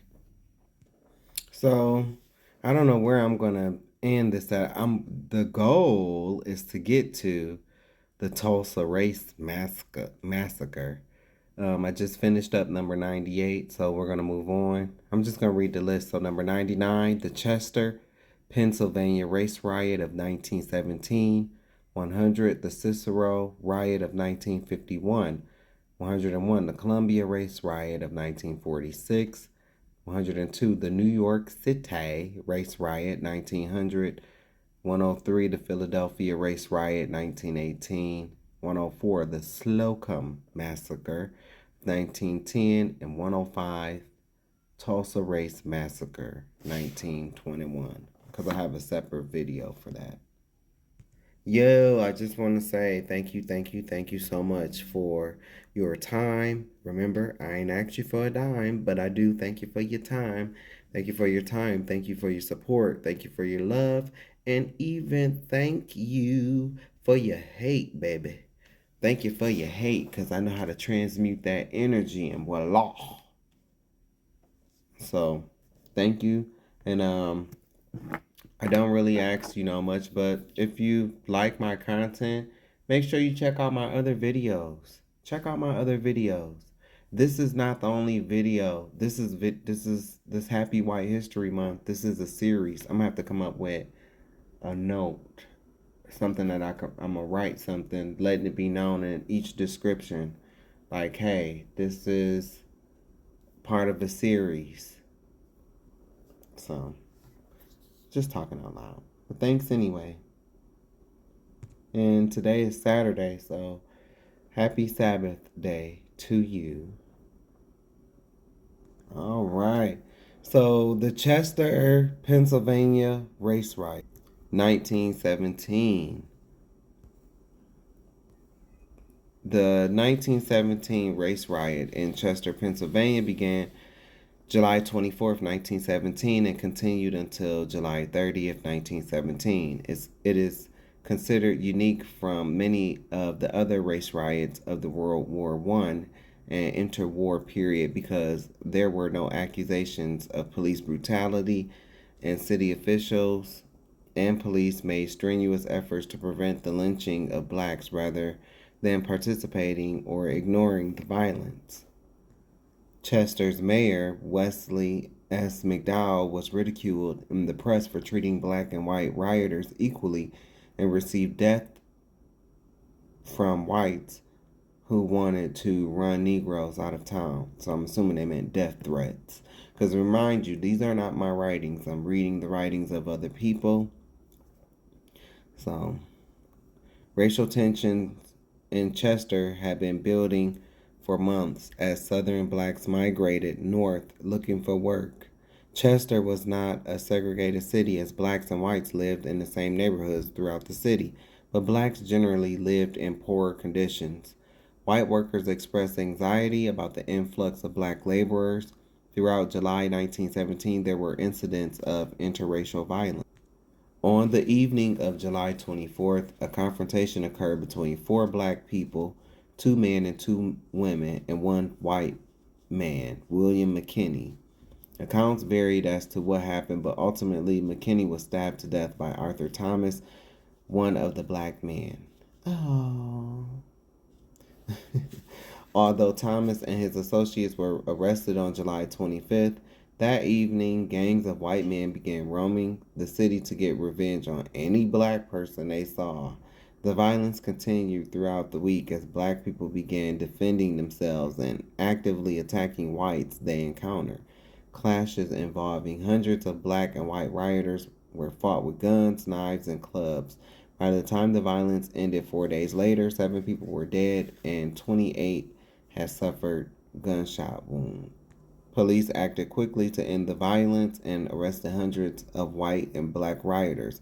In total, there were over 360 arrests, with many being brought to trial. Although the riot was officially declared over on July 31st, violence continued sporadically throughout August. Investigations into the riot concluded that the labor situation played no role in the violence and that the conflict occurred because of a conspiracy by white gang members and associates of McKinney.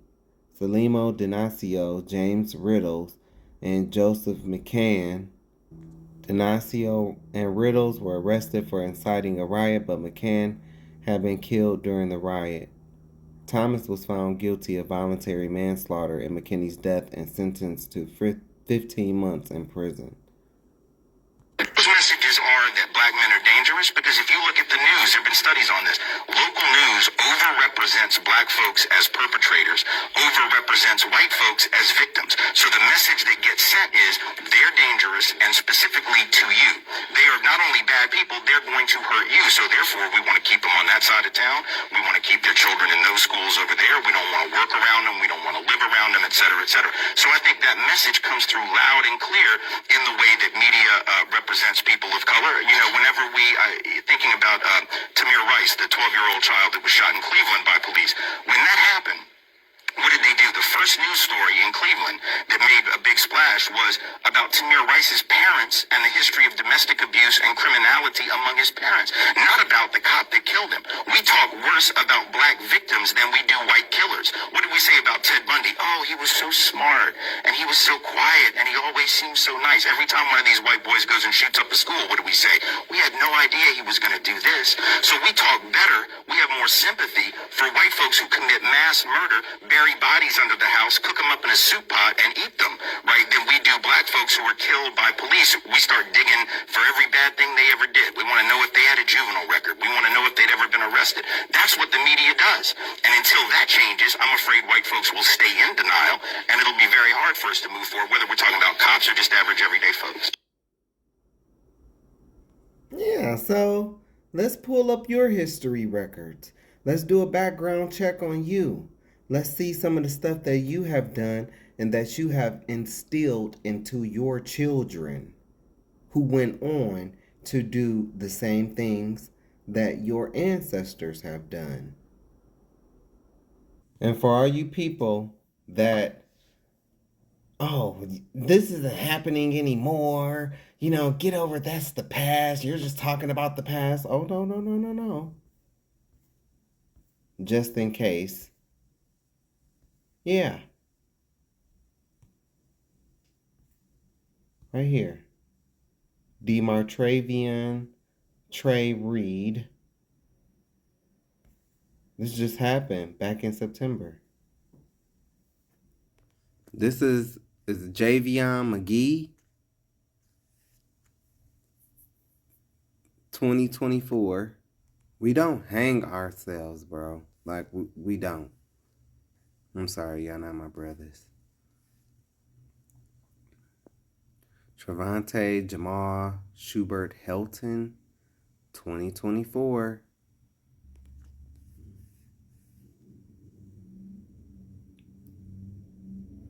Found hanging from a tree. Denoris Richardson,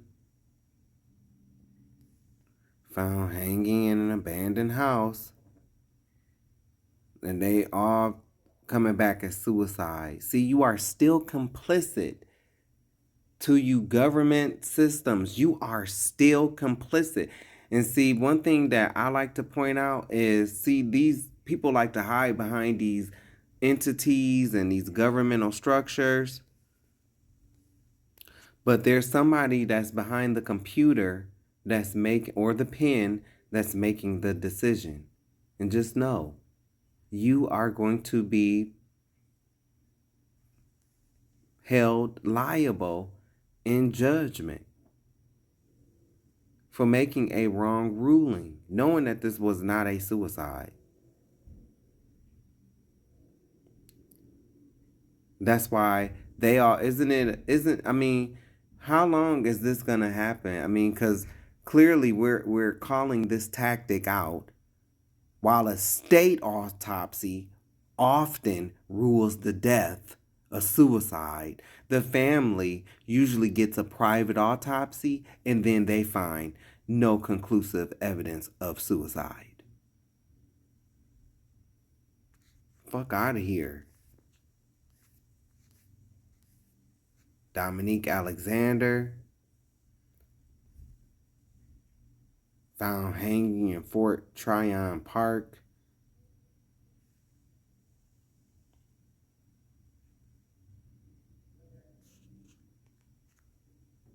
Robert Fuller, look, death ruled a suicide. These are not suicides. These are not suicide. Malcolm Harsh,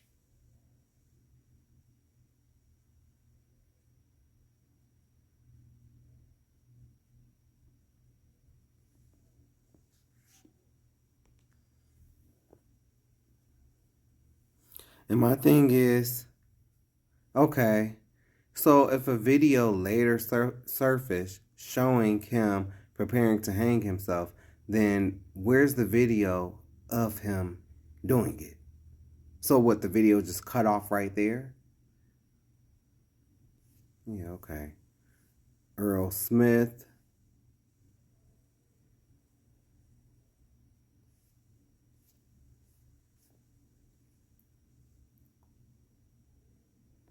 Yona Lubrin. Yo-Yo.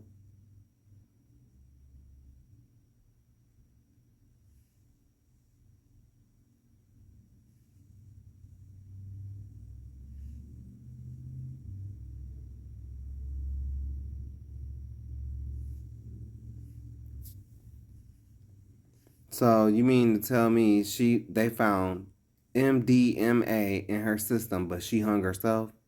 Come on now. Omari Bryant. These is all within the past 6 years going back. This is still happening.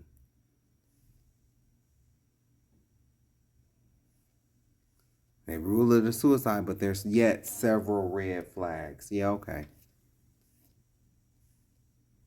The Mississippi suspected lynchings. At least 8 black people have been lynched in Mississippi since 2000.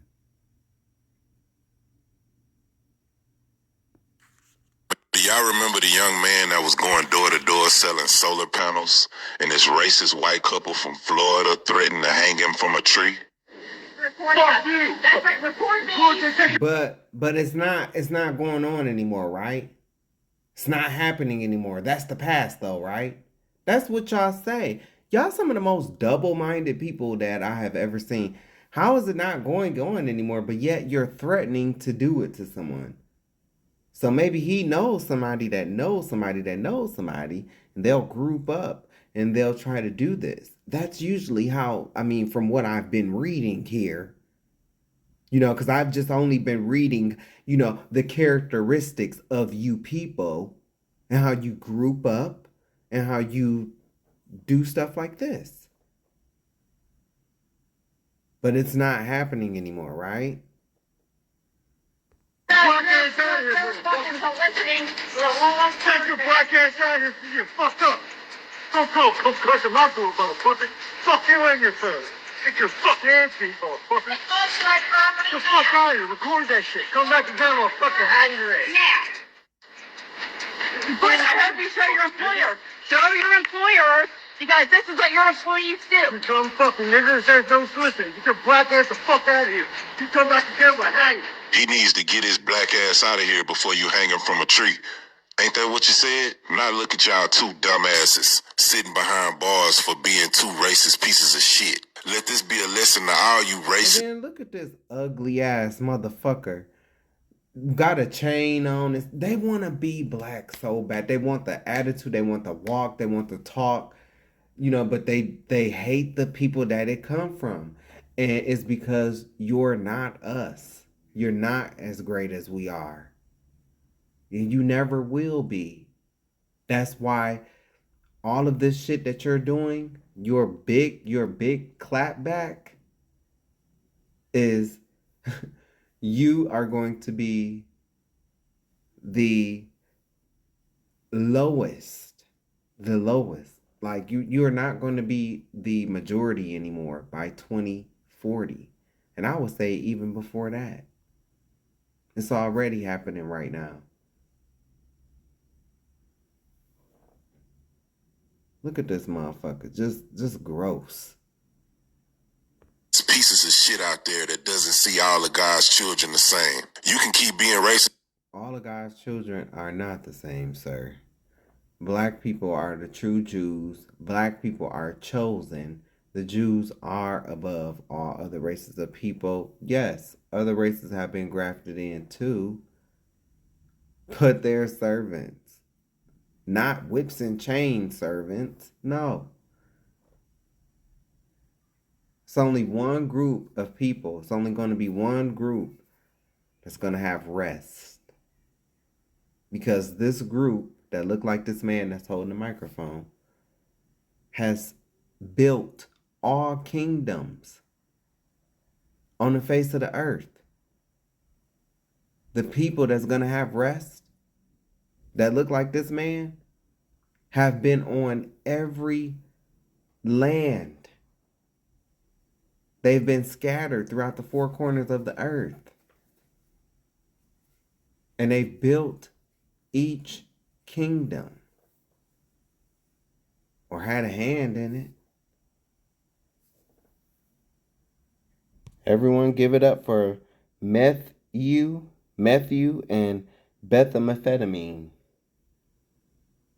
Fucking meth head ass honkies. And then you know what would be so crazy to me? When shit like this happen, right? And then black people pull up. All of a sudden these motherfuckers don't want to come out their houses. They want to leave their homes and shit like that. Nah. Where's that energy at that you had? I've seen a few videos like where encounters like this happen. Then black folks show up. Now all of a sudden they're victims trapped in their homes. It's crazy. Y'all nothing but cowards. That movie that I just showed Rosewood, that's y'all, nothing but cowards. So anyway, the Cicero riot of 1951. Let's look at all these crackers. Look, sea full of crackers. Sea full of tuna fish.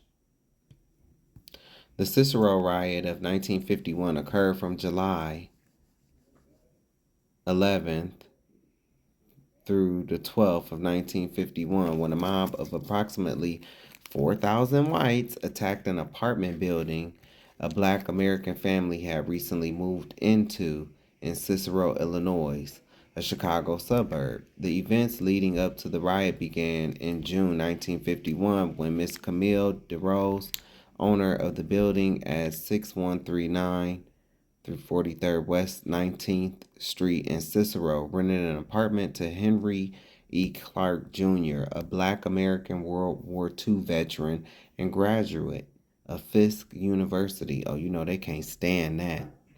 They can't stand that because they want to be the only ones with credentials.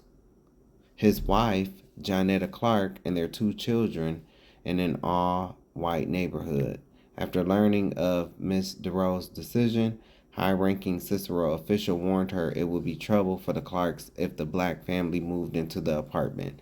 On June 8, 1951, around 2:30 p.m., a moving van containing $2,000 worth of Clark's family furniture was stopped by Cicero police, who told him to leave the town or get arrested for protective custody. 20 police officers then grabbed Clark. He was hit 8 times. I thought this was protective custody. Oh, you mean protective custody from them, for them degenerates. Oh, okay. 20 police officers then grabbed Clark. He was hit 8 times as he was pushed towards a car parked across the street and then shoved inside the car. The police warned him to get out of Cicero or he would be killed. The NAACP filed a suit against the Cicero Police Department, and shortly afterward, the Clark family moved in. On July 11th, 1951, a crowd of 4,000 whites attacked the apartment building where the Clark family had been staying for just 2 weeks. Although 60 police officers were assigned to the scene to control the rioting, women threw stones at the Clark's windows, and another group of white men tossed firebombs into the windows and the rooftop of the building. So what about all the other white folk that live there? I mean, you firebombed their home. Okay, yeah, so you got the Black folk, but now you've caused damage to your own people that look like you. Because these people do not care. They don't care. They don't care about anything. They don't care about anything that they yap their mouths about and trying to proclaim like, oh, this is liberty and, you know, justice and the Constitution and, you know, all that patriotism bullshit. They do not care about that shit. White people do not care about none of that shit. That's just shit that they use on us. It's all propaganda. They do not care. They don't. And their whole MO is, we will burn this motherfucker down before we let you get it. If we can't have it, nobody can have it. That's how, but this is Esau, the pride of thine heart hath deceived thee.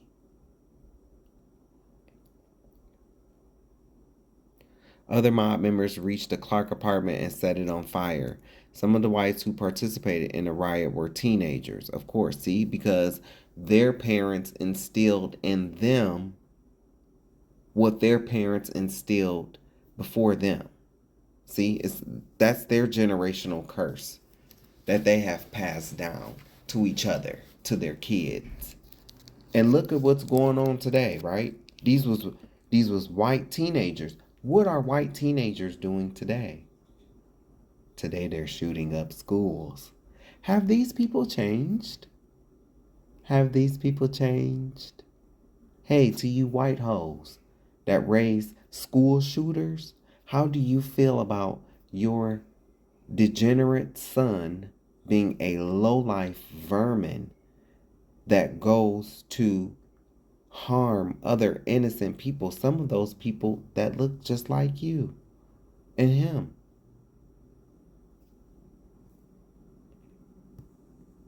When the firemen arrived at the apartment building, they were met with bricks and stones thrown by the mob.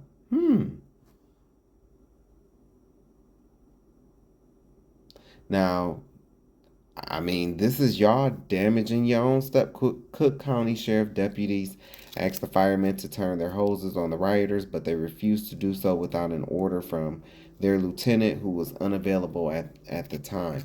That's how you know. The white people, the firemen were white too.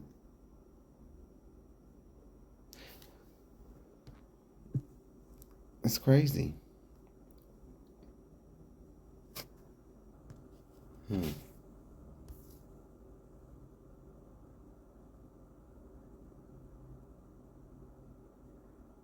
Oh, wow, this was them?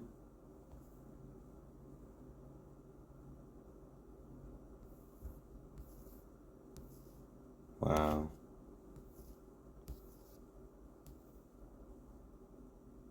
Wow.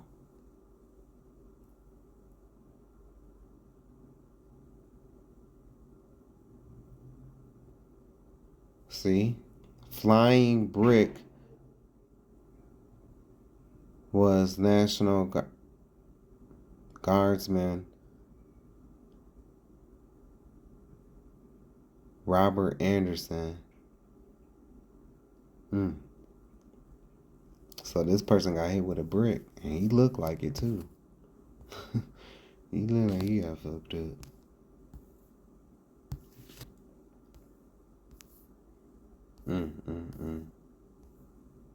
See? Y'all see, they only have unity when it's against us, but even see, you can still see the cracks in that mirror. They're in division against each other.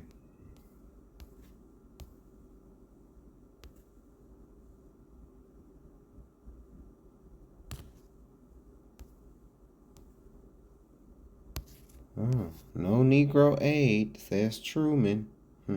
Fuck you, Truman.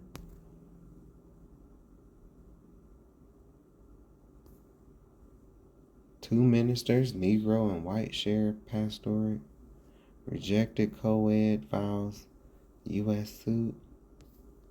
Dallas widow meets bombers with bullets. Ooh. A hull of bullets from the gun of a widowed Negro last week blocked the Dallas blast gang attempt to bomb its 10th house in the city's south side. This is in Dallas, Texas. A policeman heard the gunfire, which sent the dynamiters occurring, and arrived in time.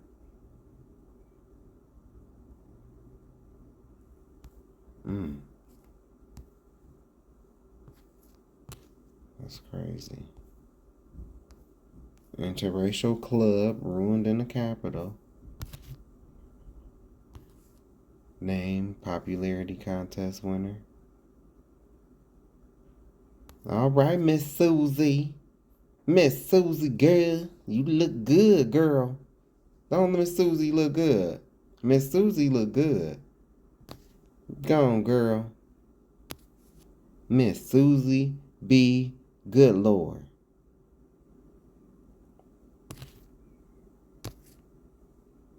I don't know who that is.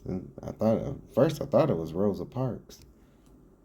Rosa, what you doing all the way up here, girl?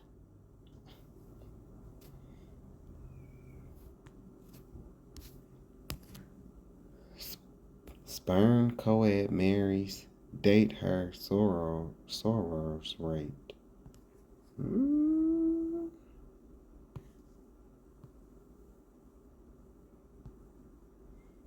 Acts ban of Negroes as civil right.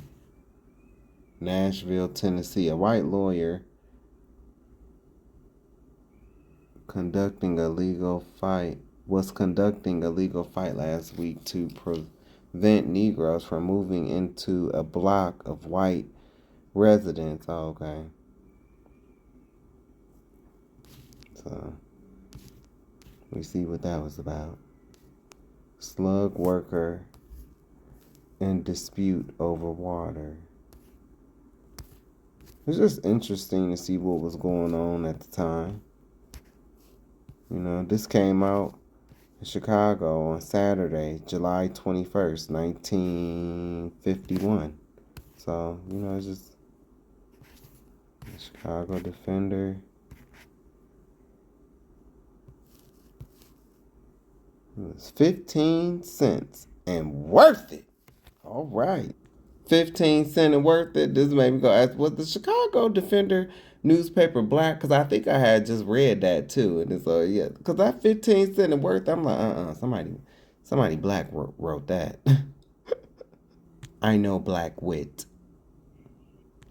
When it was obvious that sheriff's deputies could not control the riot, County Sheriff John E. Babbs asked Illinois Governor Adlai Stevenson to send in the Illinois National Guard. As the guard arrived at the scene, rioters fought with them. Armed with bayoneted rifles and using tear gas, guardsmen ended the riot by setting a 300-meter, 328-yard perimeter around the apartment block. Most of the violence and rioting ended by the morning of July 12th. Through the ordeal, Clark and his family were not injured. As I said, look at the damage. As I said, yeah, okay, so you got them, but also look at all the other damage you've caused for your quote-unquote white counterparts that you claim to care so much about and saying this is the whole reason why you're doing this. You've also damaged their shit too now. Thanks, I guess. Just dumb. Dumb. That's why they ain't fit to lead nothing, because they dumb. Although over $20,000 in damage had been done to the building, the Cook County grand jury failed to indict any of the accused rioters, not even for damaging their own people shit. Instead, they indicted Clark's NAACP attorney, Ms. DeRose, oh, typical, the owner of the apartment building, her rental agent, and her attorney on charges of inciting a riot. Wow. And conspiracy to damage. Wow. Wow. Wow. Wow. That is fucking crazy. Those charges were later dropped. Of course. A federal grand jury then indicted 4 Cicero officials and 3 police officers for violating Clark's rights due to the riot. The Cicero police chief and 2 officers were also fined a total of $2,500 for violating Clark's civil rights. You goddamn right. The Cicero race riot was the first to be viewed on television. Moving along, the Columbia race riot, 1946, and let's take a look at the picture.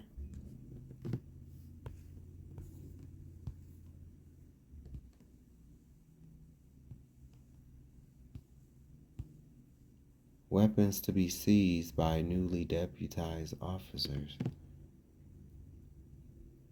Bomar guarantees full protection to Negroes. This is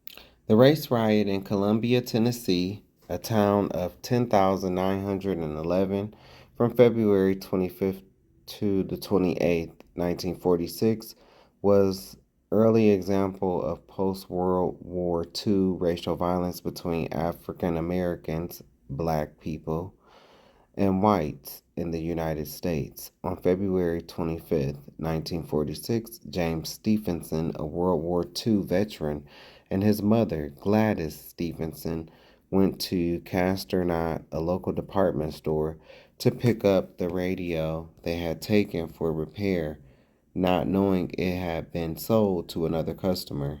When Miss Stevenson demanded the radio, William Fleming Jr., a store employee, confronted her, defending his mother who was being verbally abused. Stevenson began fighting Fleming and threw him through a window, injuring him.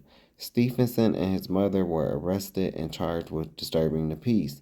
Both pled guilty and received a $50 fine. The Stephensons were arrested again after William Fleming Sr. filed charges against them on behalf of his son for assault with the intent to commit murder. Julius Blair, a local black businessman, posted the Stephensons' bond and they were released. During the same time, however, a white mob, after hearing about the fight between Fleming and Stephenson, gathered at the Maury County Courthouse while black townspeople came together in Minkside, a black business section. Concerned about the fight and the possibility of mob violence against the entire black community prompted many of them to arm themselves, because they already know. They decided to turn out the lights in Minkside and began shooting out the street lights. Hearing gunshots, the Columbia police chief sent 4 patrolmen to Minkside. When the police arrived, blacks blocked their entry. More shots rang out and the 4 officers were wounded. Following the shooting, Tennessee State Safety Commissioner Lynn Balmer led other police officers and state highway patrolmen into Minkside. When they arrived, they began indiscriminately firing into buildings, searching homes, confiscating weapons, and according to some, stealing residents' property, because that's the end goal. That's the end goal. During the confrontation, more than 100 black women and men were arrested. On February 28, 1946, the Maury County deputies began questioning the prisoners about the shooting of the policemen. 3 black men were singled out as most likely responsible: James Johnson, William Gordon, and Napoleon Stewart. During the interrogation, Tennessee Highway Patrolmen arrived and took the 3 men whom they accused of shooting at them to the sheriff's office. 2 of the prisoners, Johnson and Gordon, took weapons from the officers and began shooting at the patrolmen. The patrolmen returned fire, killing both Johnson and Gordon and injuring 1 other prisoner. Stewart was not injured during the shooting. The executive secretary of the NAACP, Walter White, and Chief Legal Counsel Thurgood Marshall came to Columbia to organize a defense for the remaining prisoners. They brought in attorneys Z. Alexander Luby of Nashville and Maxwell Weaver of Chattanooga for the upcoming trial. 25 Columbia blacks were tried on charges of shooting at white policemen in nearby Lawrenceburg, Tennessee. On October 4th, 1946, an all-white jury surprisingly found only 2 of the 25 blacks guilty, and the charges were later dropped. One reason for the verdict: many whites in Lawrenceburg felt embarrassed that trial had to occur. One reason for the verdict: many whites in Lawrenceburg felt embarrassed that trial had to occur in Lawrenceburg instead of Columbia, where the riot occurred. The Columbia Race Riot of 1946 foreshadowed the growing military of blacks that would be seen in the numerous urban uprisings of the 1960s. So it's supposed to say many whites in Lawrenceburg felt embarrassed that trial had to occur in Lawrenceburg, instead of Columbia, where the riot occurred. Bitch, I can read. I can read now. I am reading for these videos. When you see these videos, like I have 10 videos so far, and a lot of them have been reading this. So I can read, but you got to be able to write for me to read. But I appreciate y'all nonetheless, and I appreciate this website, blackpass.org. Okay? I appreciate this website, and I appreciate all the people that done wrote. I appreciate you. Okay, so congratulations to us, y'all. We done made it to number 102 on the list. Congratulations. And so I'm going to, let me see. So after 102, I'm going to probably read up to 103 and end the video here because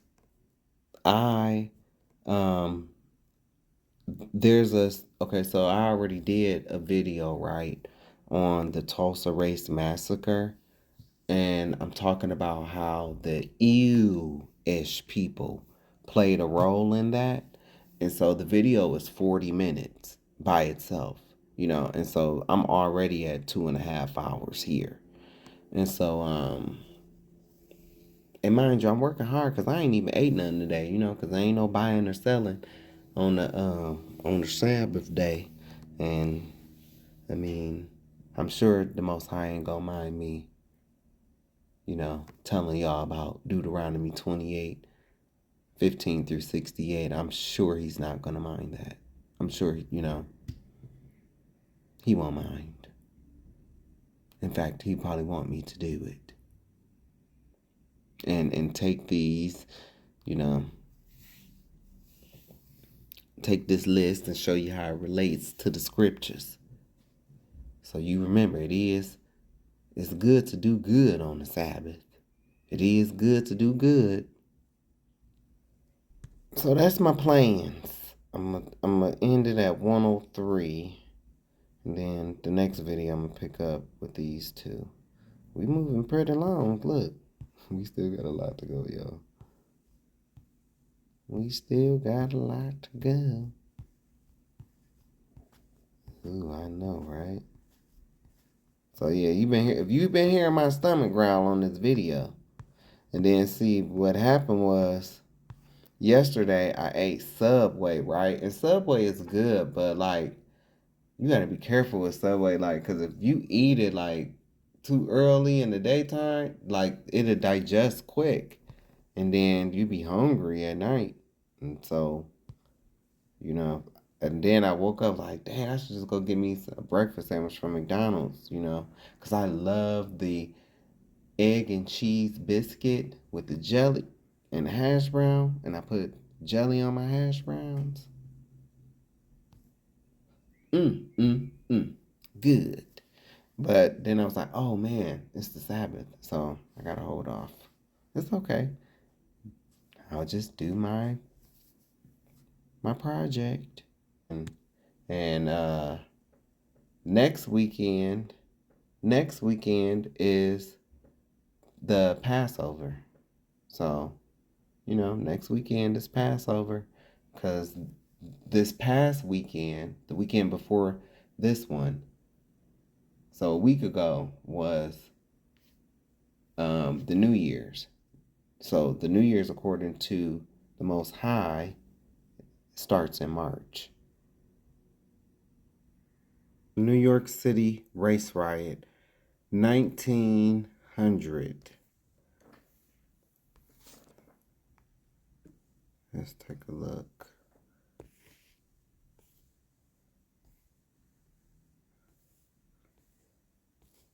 This picture.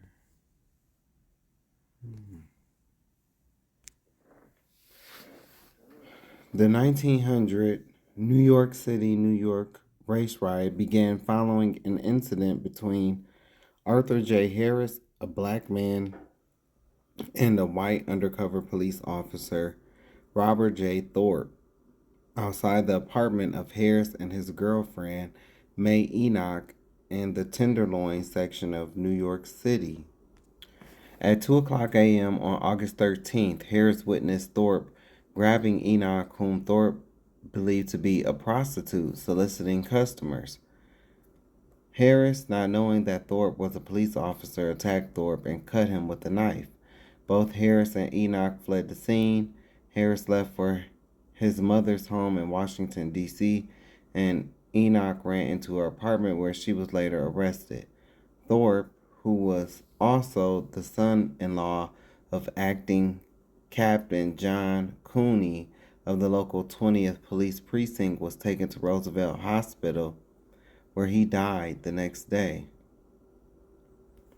The Tenderloin was a traditionally Irish section of New York that was becoming increasingly integrated by Southern black migrants looking for work in New York.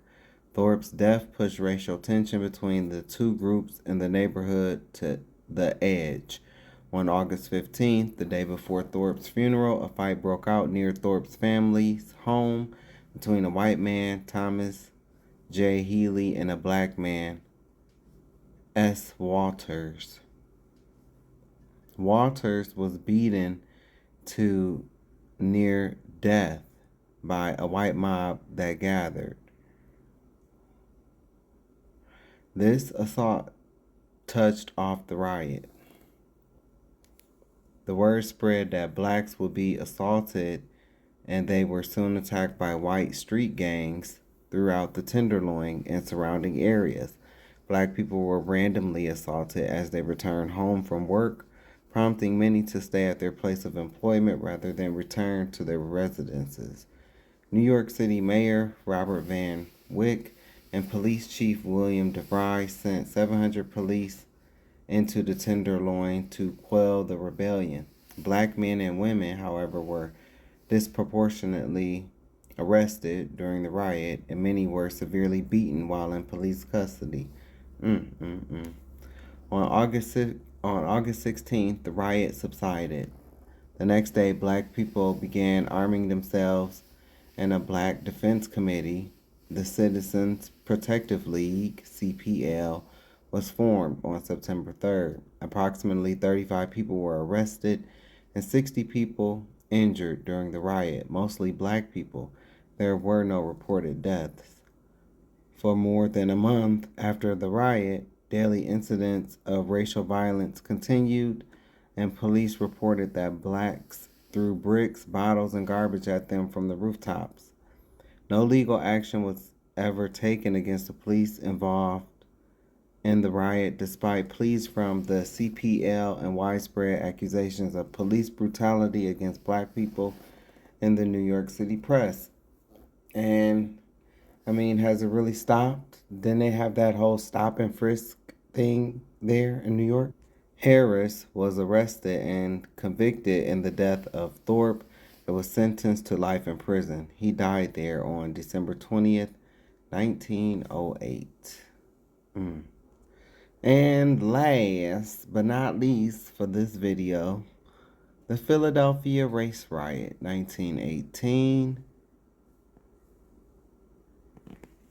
Okay.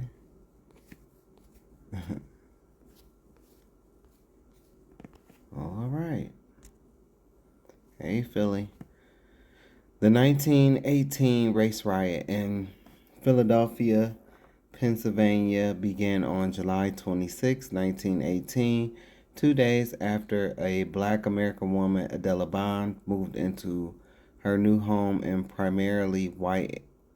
primarily white area of South Philadelphia.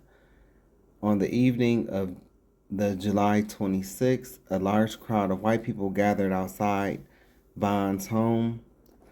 As tensions rose within the crowd, someone threw a rock through Bond's window. Bond responded by firing a pistol into the air to call for help from the police, but she unintentionally hit and injured Joseph Kelly, one of the men in the crowd outside. Rioting began in earnest with Kelly's shooting, and several people were arrested when the police arrived. Rioting continued on Saturday, July 27th, when a group of white men accused a black American man, William Box, of theft. Attempting to defend himself, Box cut one of his attackers on the arm. His self-defense enraged the mob, who attacked him and attempted to lynch him. When the police arrived, and arrested Box for assault. Additional clashes occurred between blacks and whites on July 28th. White mobs attacked black Americans throughout South Philadelphia, causing many injuries. Ironically, 2 white men were shot to death during this violence. Okay. By the end of the day, 250 police and volunteer police were patrolling the streets. White attacks on black Philadelphians escalated on the 4th day of the riot, Monday, July 29th, prompting Police Captain William Mills to close all saloons in the area and enlist the help of 65 sailors and 15 Marines from the local federal arsenal. The 29th also saw the only reported killing of a black man during the riot. Riley Bullock was arrested by police officers Roy Ramsey and John Schneider. While in police custody, Bullock was beaten and shot. Ramsey and Schneider claimed he was shot by an escaping black inmate. Damn, they just lie so much. What a bunch of fucking cowards. But it was later proven that Bullock was shot with Ramsey's gun. Exactly. See, they the dummies. They think other people is just like dumb to where they'll believe their dumbass lies. But then when you prove them wrong, it's like, no, dumbass. You're the dummy to come up with that dumbass lie and thought somebody was going to believe it. You're the dummy. Oh, let me, Get it? Fucking cave beast. Ramsey and Schneider were also involved in the beating of another black man that day, Preston Lewis, who was also beaten so badly by the officers that he had to be taken a local hospital, taken to a local hospital.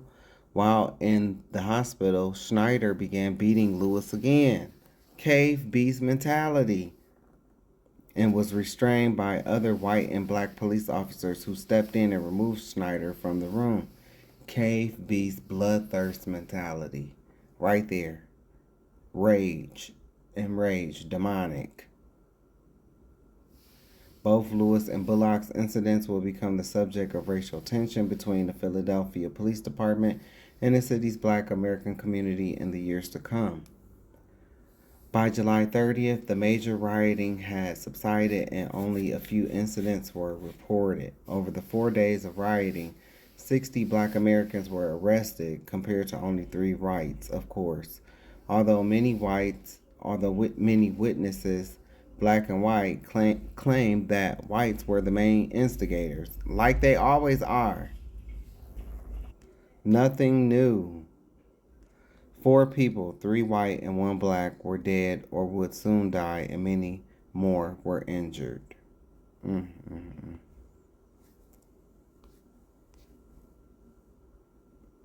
Well, let's see what we come up here. Still got a little bit more time. What became known as Bloody Sunday occurred on this day in 1965 in Selma, Alabama. The march was named for the 600 marchers who were attacked while crossing Edmund Pettus Bridge. Law enforcement officers attacked unarmed marchers with billy clubs and sprayed tear gas. Activist Amelia Boynton Robinson was brutally beaten by Alabama state troopers during the march. This photo drew national attention to the cause of civil rights and captured the brutality of the African American, aka black people, aka the real Jews, aka the tribe of Judah, voting rights struggle. Robinson was a leading organizer of the march, working directly with Dr. Martin Luther King and the Southern Christian Leadership Conference, SCLC. Robinson had a history of activism, co-founding the Dallas County Voters League in 1933 and held African American, aka black people, voter registration drives in Selma from the 1930s through the 1950s. Later that year, Voting Rights Acts passed, a landmark federal achievement of the 1960s civil rights movement. Mm.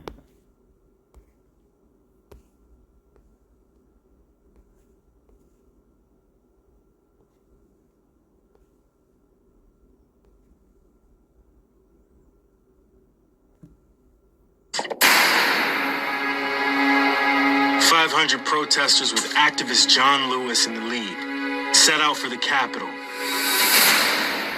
But just across the bridge, Sheriff Clark is waiting with an army of deputies. Once you get to the apex of the bridge, there ain't no turning back. You got to go now. You got to move. So you can't walk down there scared. And so we kept on walking. And we got down to the bottom of the bridge. When they told us to stop, you can see the horses. You can see they were ready. Their shoes was shiny and everything. Nobody expected Sunday to be bloody because the cameras was there. The whole world was watching. We thought they were going to be arrested, but instead, Sheriff Clark rode through the crowd on horseback, beating people. Self. I don't know who needs to hear this. White people, I want to know how y'all get out of this. White people are so racist that you can work with them in the same field as like being a cop and they'll still shoot you. Watch the video. It's the early morning hours of November 1st, 2019. A man walks out of his home in Northwest Charlotte. Moments later, an FBI task force waiting outside closes in as he runs back into the house. From Gastonia Police, this is Task Force Officer Clarence Belton. These are his task force partners, and this is CMPD Officer Heather Loveridge and her partner. They're not on the task force, but according to court filings, they've been called in for perimeter support. The task force has a search warrant as part of a drug investigation. What's about to happen after this man runs inside has become the subject of controversy and a lawsuit that spent years in the house. Belton and his partner, just off screen, are about to use a battering ram to take down the door. When they do, court filings say a woman is standing there, just off screen, with a gun pointed at them. Belton and his partners shoot. Belton feels his arm go numb, his gun drops, and he collapses and will later testify that he crawled and stumbled out of the garage while continuing to take fire. It's hard to see here. It adds legitimacy to the fact that he was actually crawling. There he is right there. You can just make out his profile. As he crawls, CMPD Officer Loveridge fires at him. Records say it was 14 times. That weapon.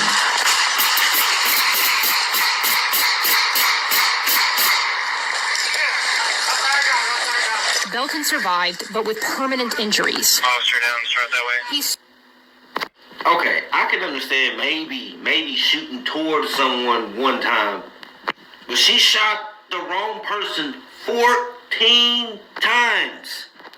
Right? I just want to, how y'all explain that? How do you explain how this white woman shot a fellow police officer who was black 14 times? Now, I want to remind y'all, this guy's disabled now. He's got permanent damage from this woman cop shooting her partner 14 times. We got to spread the word. Black people, you cannot be a police officer. They're going to hate you with a badge on.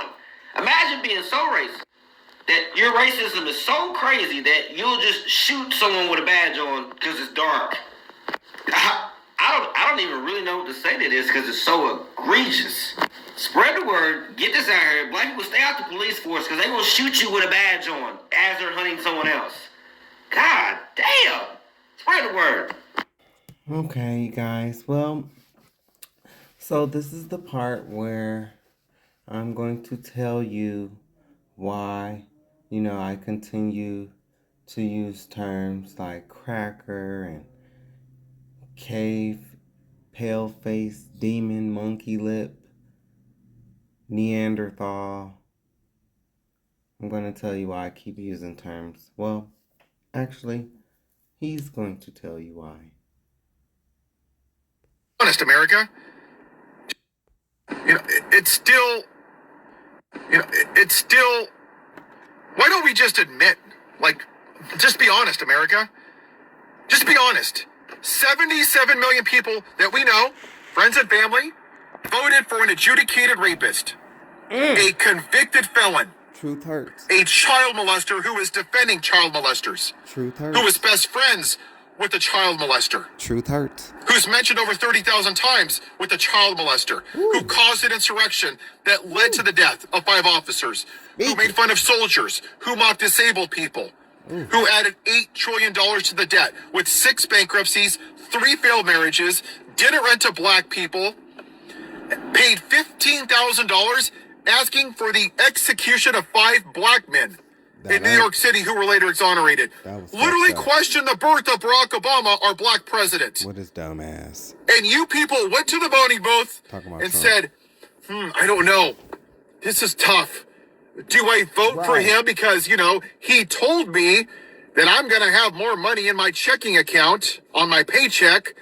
Or do I vote for the most qualified black woman in the history of our country? In fact, the most qualified presidential candidate. I don't know. Universal health care, taxing the rich, helping people with student loans, helping them start their small businesses. I don't know. This is really hard. Shit, I don't know. What would Jesus do? Well, I guess I'm going to have to vote for the rapist. Can we just cut the shit? Part of this country was triggered by a black man in the White House instead of out in their fields picking their cotton. They want the inside of the White House to look like the outside of the White House. Ooh, that's the truth. And they went back to the plantation owner. He's telling the truth. And LBJ was right. And I'll paraphrase. This country will vote for a rapist, child molester, convicted felon who is literally tearing down democracy itself over the most qualified black woman. This country would rather suffer under a white man than thrive under a black woman. When are we just going to admit it? 250 years into this experiment, this racist country, half of our country are women. Half. And we've never had a woman president? Because it wants to maintain the white male patriarchy. And that racist, Charlie Kirk, that's what he stood for, was the white male patriarchy. Yeah, the guy that was listening to rap music in the background while he talked about black people. Total hypocrite. That asked for Joe Biden to be executed, who joked about gay people being thrown out of buildings in Gaza. That piece of shit racist. Very fine people on both sides. The great white replacement theory. Hey, if the pilot's black, do I know they're qualified? I'm not saying they're not. I'm just posing the question. Dead Americans is worth, I think, the cost of the Second Amendment. And now he's dead. Praise Jesus. Wow. What a reflection of Jesus. He stood for one thing. The white male patriarchy. Look at his audience. Who was it? A bunch of beta cuck alpha males, mediocre that are fairies, white men with micro penises that need to feel like a real man because they... I'm not the only one. See? I told you. See, you will get mad at me, white man, for talking about your micro penis. But this is a white man right here, and he's even saying that you have a micro penis. See? See? It's not just me. See women in places of power, and black women, and black men, and people that aren't white. And it scares the shit out of them. They go, I don't know what to do. Traditional family values is going away. Oh, now I have to work for a living. My white privilege isn't going to give me the job just because I'm white. Your traditional family values consisted of you dragging those goddamn Neanderthal cave women on their backs by their hair and eating people. Okay? We don't want your traditional what I just read, what I just spent 3 hours reading. Oh, we know about your traditional quote unquote family values. No, thank you. That's all he stood for. That's it. This isn't complicated, people. This is not about Republican or Democrat. Part of this country wants to live in 1776 where the white man ruled over everybody. And it's over. It's over. It's over. Obadiah. The book of Obadiah. Read it. The book of Obadiah. But you know what? I don't mind guys like this that can realize it and tell the truth. That can see the bullshit and can tell the damn truth. This is more of a man than most of you maggots will ever be. This great Christian nation whipped black people and then paid places like Charleston City to put salt on their wounds, to shackle them, and to punish them when they didn't listen. This great Christian nation put black people in trees and came outside, and the white people smile and goes, "Our God is an awesome God," while somebody's fucking mom is hanging from a tree. Great Christian nation. Praise Jesus.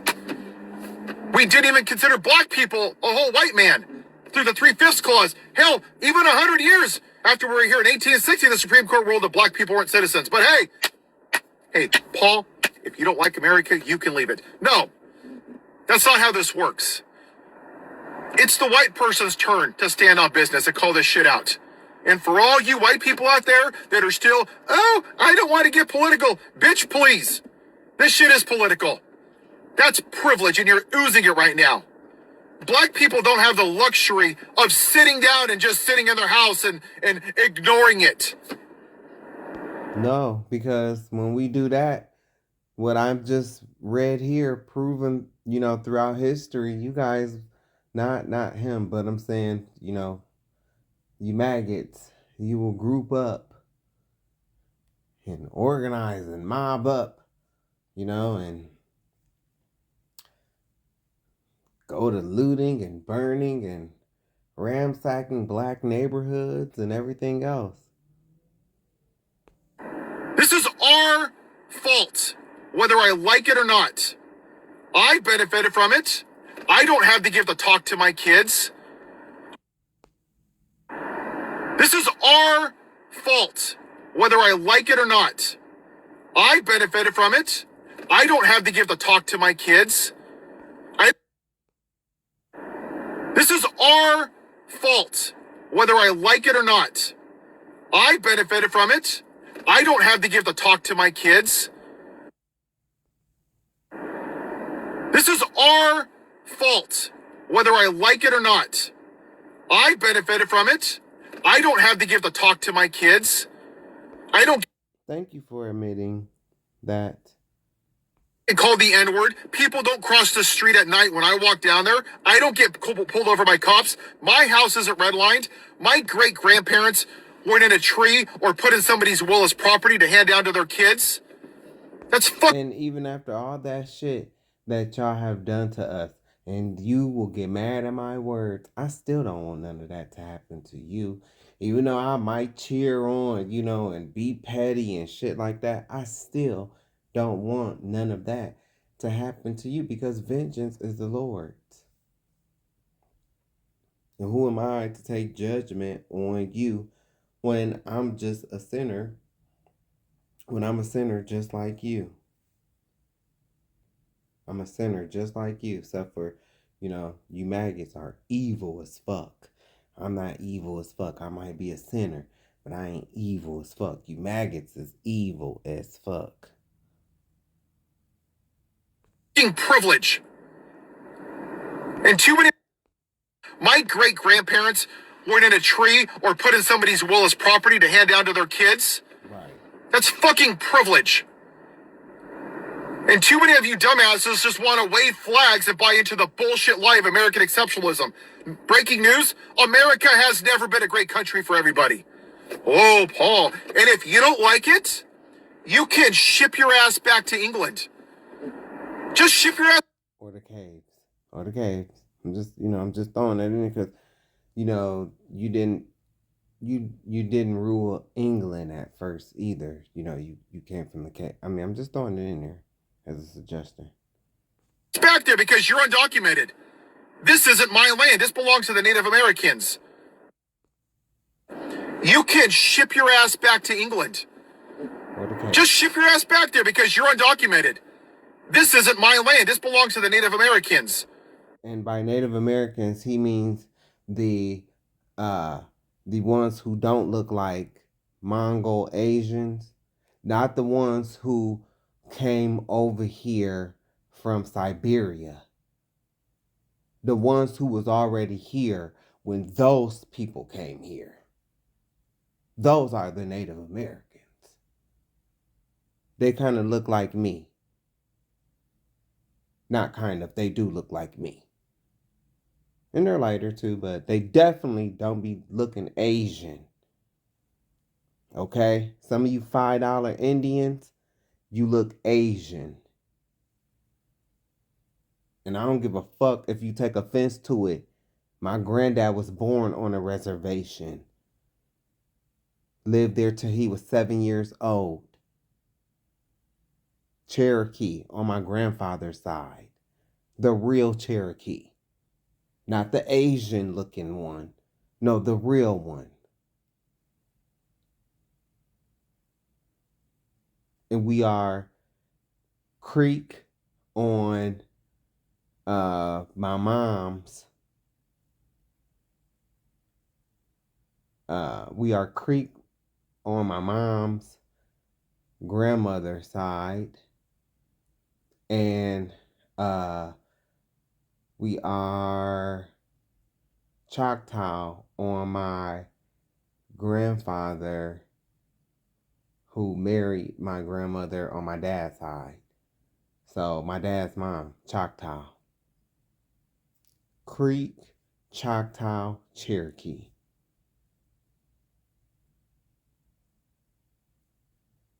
The real one. Not the $5 Indian. The real one. But very on brand for white people, like we're like a bunch of locusts and cancer. We're like, I want that. Oh, I'm going to steal the black people. I'm going to take the land from Mexico. Hey, I'm going to take the land from King Kamehameha from Hawaii. Oh, you know what? Let's just murder the Native Americans and then we'll just indoctrinate them to white culture. Hey, let's steal their black peoples and native peoples and the, Afro-Latinos identity. Let's steal the natives, Latinos, and the black people's identity of them being the real Jews. Hey, why not? Black people don't listen? We'll put them in trees and make an example out of them. Ooh, the Asians? Let's throw them in internment camps for 3 years. We'll show them because we're a Christian nation. At least they got paid. Black folk never receive no pay. At least they got paid. White people don't want to hear actual American history. They want to hear white history. And that is exemplified by the all-white halftime show that they're having. Why? See? He just told you. See, you cannot deny. Here goes a white person right here. And he said that y'all want to hear white history. So that's why I did the videos. Because this is white history. And I'm saying a really big happy White History Month to you from me. Yay! White people don't want to hear actual American history. They want to hear white history. See? And that is exemplified by we're a Christian nation. White people don't want to hear actual American history. They want to hear white history. They want to hear white history. White people don't want to hear actual American history. They want to hear white history. I told you, you hear him saying white people don't want to hear, history. They want to hear white history. So that's why I'm telling you, all the stuff that, the list that I've compiled with at least 544 separate events, I'm telling you what white history is. Don't you just love it? Happy White History Month. Happy White History Month. Happy White History Month. Happy White History Month. See, I even gave you a little song. I even gave you a little song. White people don't want to hear actual American history. They want to hear white history. Give it to And them. that is exemplified by the all-white halftime show that they're having. Why? Because Bad Bunny doesn't speak their form of English. He speaks... Well, Kid Rock does. Because, you know, even in his lyrics, you know what lyrics are? Lyrics are words that you speak. And so he speaks their language because he spoke about underage girls. Yeah. Came up right before it was time for him to perform. Talked about his past lyrics and him being a pedophile. Speaking Spanish. Who gives a fuck if he's speaking German or Cantonese or Mandarin? Who gives a fuck what he does? They're triggered because their version of white America is going away. Looks like me, talks like me. That's it. That's what they want. White America. And if this country fails, it's going to be through the complicity of white people sitting in their privilege, because that's why we're here, America. Because white people have stood silently since 1619. Doesn't affect me. Doesn't affect me. Lynchings, Jim Crow, slavery, Black Wall Street, segregation. Doesn't affect me. Civil rights movement. Doesn't affect me. We'll just gather in mobs and burn their houses and, you know, beat them. And, oh, we can't find the people who we thought did it. So, hey, we'll just take our aggression out on random people that we see. And then fast forward to years later, oh no, it's black fatigue. It's black fatigue. We're just so tired. No, you're tired because of what you did to black people in the past. All that looting and rioting and pillaging and raping and then being pedophiles at the same time. That takes a lot out on the spirit, you know? And so that's why you're so tired today. Because you've been pedophiles and rioters and looters and, you know, predators and micro penis. You know, usually you evolve and, you know, even over time, your penis is still micro. I mean, and your women look like broomsticks with breast implants and lip implants, and you know, they're not happy because they go out and expect this cool tan and they end up with liver spot skin and melanoma skin and a nasty color, rubbery skin. Because, you know, they burn in the sun because they're degenerate mutants. Yeah. Martin Luther King said, "We will not remember the words of our enemies, rather the silence of our friends." Many of you were silent. People like me have to stand up and lead because it's our problem to fix. I benefit from this society. I have to tear down the patriarchy. My favorite quote that the great Martin Luther King said, "A true leader is not a searcher of consensus, they're a molder of consensus."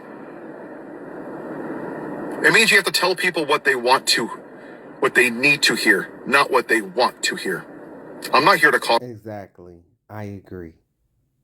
White people, I'm here to call your asses out. That your silence is complicity.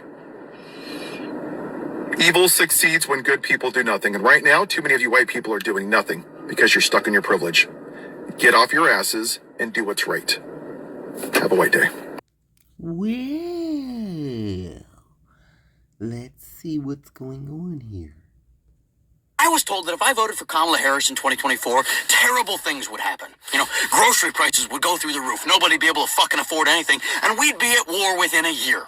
And it looks like they were right. I voted for Kamala Harris in 2024. 77 million of you window-licking, bigoted pieces of shit. We're not smart enough to do the same, and now grocery prices are through the roof. Nobody can fucking afford anything, and we all just watched a demented septuagenarian do his best Lord Farquaad impression, talking about some of you may die, as he drags us into a war that is, by his own admission, without congressional approval. So I ask you this today, MAGA, how you fucking feeling?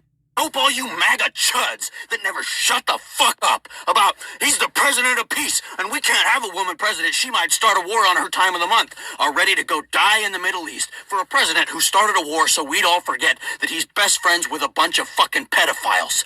Excellent work, dumb fuck. I'll leave you with a quote from the president that you love to support.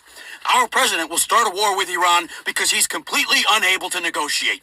He's weak and ineffective. I tell you to think on that, but you have clearly been spared the burdens of intelligence. So instead, I'm going to tell you to get fucked. Oh, this is lovely. This is lovely. What is this? What's happening? No. I gotta say, I could have called this one. No. Yeah. Is it our fault? It is not your fault. Whose fault is it? Oh, fuck, I want to fucking know. Let's cut this shit. It is directly your fault. It is absolutely 150% your fault. Of course it's their fault. Please don't cry like that.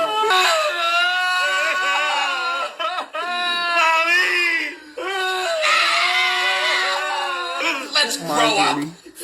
I'm going to throw up. I think I'm going to throw up. Don't throw up. Come on. I threw up. Oh, this is ugly. Hey, guys. This is not right. All right, dipshits. Right here. Stop it. 1, 2, 3. I don't want my picture taken right now. Yo, I remember this interview, and shout out to this girl, Queen Neffy. She got some bangers on her channel. I remember this interview, or this, not this interview, but this back and forth between Quanell X and this colonizer, and I'm sorry, this Neanderthal pale-faced demon-ass devil, sunburnt skin, genetic mutant, Esau. And so, yeah, let's see what this is. Why don't you move to a different country? Why are you staying here? Young 10-year-old, very intelligent-looking young lady, a black young lady, who will not stand for the Pledge of Allegiance in her classroom. She doesn't want to stand up because apparently she believes that black Americans need a lot more to be done in this country. You know what I believe, Quanell? And I know you supported her publicly. I think at 10 years old, she has no real understanding of what America is. So I wonder if her parents have sat her down and explained what Americans have given their lives. White, black, red. It doesn't make any difference. They stood and they fought and they died for this country, and she doesn't want to do anything to honor them? And she comes from a family of military service members. Her father's is a retired military service member also, who served this nation well with great dignity. Good. Her mother's a very intelligent woman. What white people need to understand... Just white people? Yes, please. Let me explain. That national anthem was written by Francis Scott Key, a slave owner. Oh, here we go. Who demonized and hated black slaves and black people. Go research the third verse when he says, "There's no refuge in this country for the hireling or the slave. Both should be turmoil to the grave." How's your parents doing? This is a man Are they successful? that promised turmoil for black people to the grave.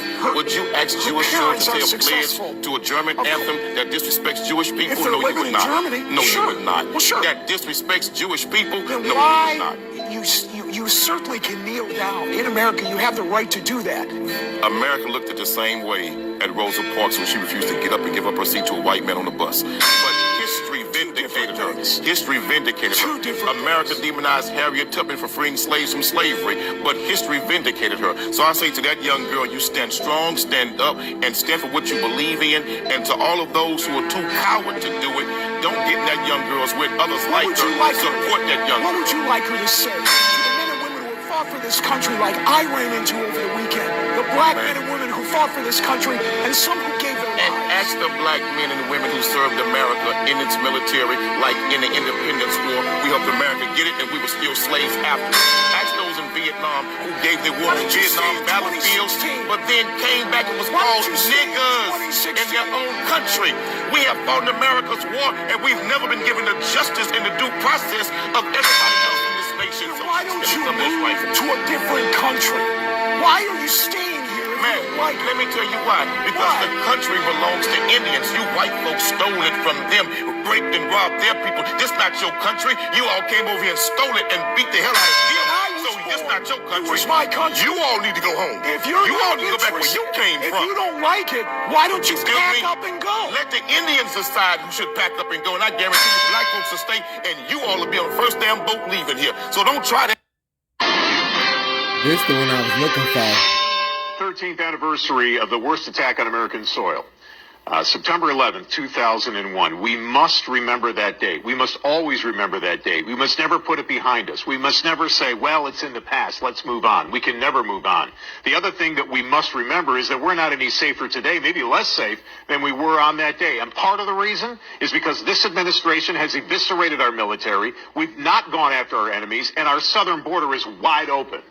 Matt, what happened in 9/11 was a crime against humanity, and America should always remember that and work diligently to make sure that that never happens again. But no government can keep its population totally 100% safe. So we must do our due diligence to send a message to those terrorists that if you're successful in striking America, we will hunt you down like the criminals you are, and you will pay the consequences. But also...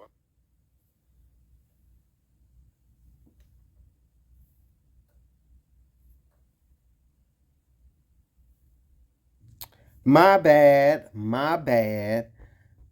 Trusting social media.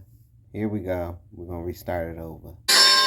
13th anniversary of the worst attack on American soil. September 11th, 2001. We must remember that date. We must always remember that date. We must never put it behind us. We must never say, well, it's in the past. Let's move on. We can never move on.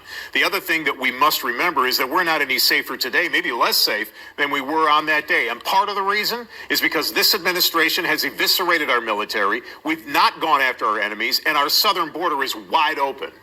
Matt, what happened in 9/11 was a crime against humanity, and America should always remember that and work diligently to make sure that that never happens again. But no government can keep its population totally 100% safe. So we must do our due diligence to send a message to those terrorists that if you're successful in striking America, we will hunt you down like the criminals you are, and you will pay the consequences.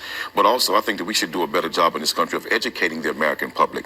The first time that airplanes were used to kill hundreds and potentially thousands of people in this country was not September the 11th. It was in the 1930s in Tulsa, Oklahoma, when on a Sunday afternoon, white people who were jealous of the prosperity of an entire black community as well got in airplanes and less than a minute and killed hundreds. And some studies say up to 4,000 African Americans were murdered in Tulsa, Oklahoma using airplanes. What has that got to do with 9/11? What has that got to do with what the hell we're talking about? Because you said, how do we remember? And what I want you to understand is we should remember 9/11 the same way we remember Tulsa, Oklahoma, and what happened with that terrorist act against black people. Let me explain something to you, Quanell. These people in the Middle East, like ISIS, they want to kill you. They want to kill me. They want to kill your kids. They want to kill everybody. So instead of making this a racist argument, let's talk about Americans. We're all Americans, right? And Matt, so let's protect this country.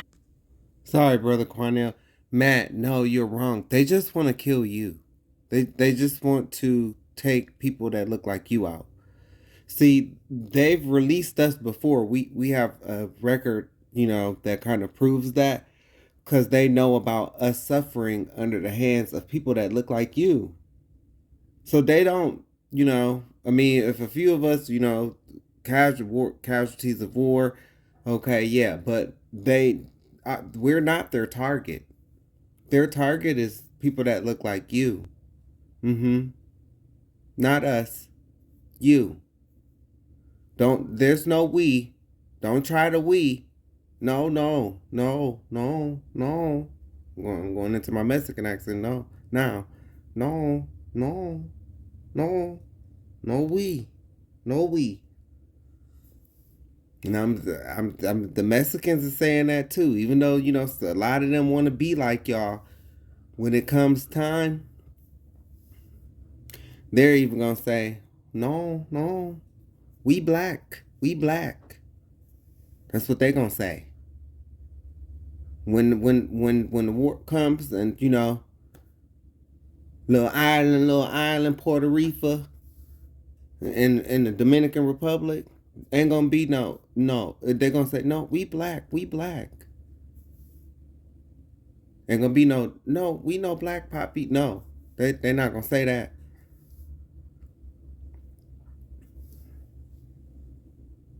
Just thought I should let you know.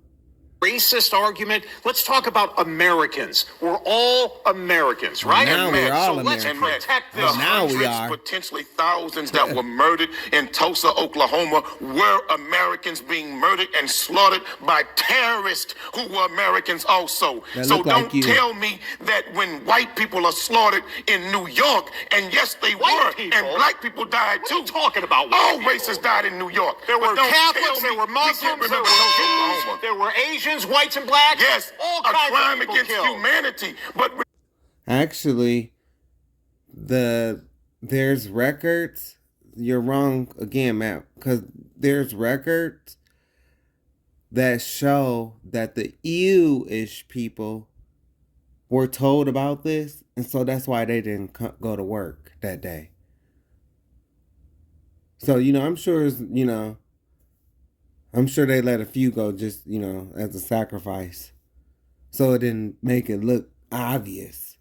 But no, there's a guy that a rabbi, and he was bragging about being told what was going to happen, and he says that they were told not to go to work that day. That's on record. Yeah. So you're kind of wrong about that, because, you know, those people, they're elites. They're the ones who had something to do with it. It was BB Mildew. Oh no, Milkowski. Yeah, I call him Mildew. BB Mildew. He came with the whole weapons of mass destruction thing, you know, and that was fake news. You know, Dump likes to talk about fake news. Well, that was fake news. Him coming with the whole weapons of mass destruction, which Iran has said plenty of times that they didn't want. They wanted to discuss. They wanted negotiations. That's what they wanted. They didn't even want nuclear. They wasn't concerned about it. They wanted to discuss and negotiate.